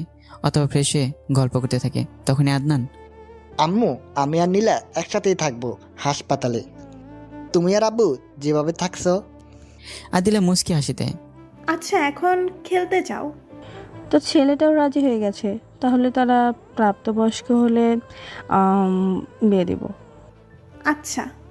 এভাবে সেদিন গল্প করতে করতে এরপর কেটে যায় 3টি মাস। যখন আমি পরিপূর্ণ সুস্থ হয়ে যাই তখন আমাদের সংসারে আবার সুখ নেমে আসে এবং আমরা আবারও আদিলার অফিসে চলে আসি। হঠাৎ একদিন আদিলা আর আমি অফিসে কাজ করতেছি। তখন আদিলা বলল, চল না শুভ, মার্কেট থেকে একটু ঘুরে আসি, কতদিন ধরে মার্কেট করা হয় না। আমার জানটা বলেছে আর আমি না করতে পারি, তাও আবার আমার বস। তাহলে চলো। পরে আমরা আদনানকে নিয়ে মার্কেটে যাই। আমরা আমাদের পছন্দের জিনিসপত্র দেখতে থাকি। তখন একটা মেয়ে এসে আমাকে বলে, ভাইয়া তোমাদের দুজনকে কফি শপে দুজন বসে আছে, তারা ডাকছে। কে? জানি না আপু, তারা বললো তোমাদের সাথে কি জানি কথা বলবে। চলো দেখি কে। চলো। তারপর আমরা কফি শপে যাই। সেখানে গিয়ে আমরা দুজনকে দেখে চমকে উঠি। ইমরান তুমি? আর এই মেয়েটা কে? ইমরান কথা বলার আগেই তানিয়া, আদিলা আমাকে ক্ষমা করে দাও, আমরা অনেক কষ্ট তোমাদের দিয়েছি, শুভ তুমিও ক্ষমা করে দাও। এই বলে তানিয়া আমার পা জড়িয়ে ধরে। এই তানিয়া, কি করছো? যা হবার হয়ে গেছে। আমরা তো আর তোমার উপর রাগ নেই, ক্ষমা করে দিয়েছি তোমাদেরকে। শুভ, এই কি সেই তানিয়া যার জন্য আমাকে ছেড়ে দিয়েছিলে? আদিল আমার কথা শুনে সাথে সাথে তানিয়াকে জড়িয়ে ধরে। তোমাকে অনেক ধন্যবাদ কেন দিচ্ছি জানো? কারণ পাগল তোমার জন্য আমাকে এখন আগের থেকে বেশি সময় দেয়, বেশি ভালোবাসে আমাকে। তোমার উপর আমার অনেক রাগ জমেছিল, কিন্তু আমার পাগলটাকে পাওয়ার পরে সেগুলো পানি হয়ে গেছে। এখন আর তোমাদের প্রতি কোনো অভিযোগ নেই, রাগও নেই। তবে একটা কথা, আর কারো জীবন নিয়ে কখনো এমন করো না। আর জীবনেও এমন করব না, আমাদের ক্ষমা করে দাও। আচ্ছা, তোমাদেরকে মন থেকে ক্ষমা করে দিলাম, এবার তো একটু হাসো। এভাবেই আমাদের মান অভিমান ভেঙে কিছুক্ষণ গল্প করে চলে আসি। রাতে আদিলা আমার বুকের উপর শুয়ে থাকে। এই শুভ, বলো। আমি একটা জিনিস চাইবো, দিবা? হ্যাঁ বলো। আমি আদনানের মতো আরেকটা দুষ্টু সন্তান চাই। এই বলে আমার বুকে মুখ লোকায়। তুমি তো একটাকে সামাল দিতে পারো না, তো আরেকটা কিভাবে পারবে? আমি পারবো এখন। তাহলে বাতিটা বন্ধ করো, না হলে খবিশ পাটুগুলো দেখে ফেলবে। অতঃপর বাতি বন্ধ করে সন্তান আনার কাজে লেগে যাই, আর গল্পটাও শেষ করে দিই। তো বন্ধুরা, ফাইনালি গল্পটা শেষ হলো। কেমন হলো জানাবেন, আর ভালো থাকবেন, সুস্থ থাকবেন। আল্লাহ হাফিজ।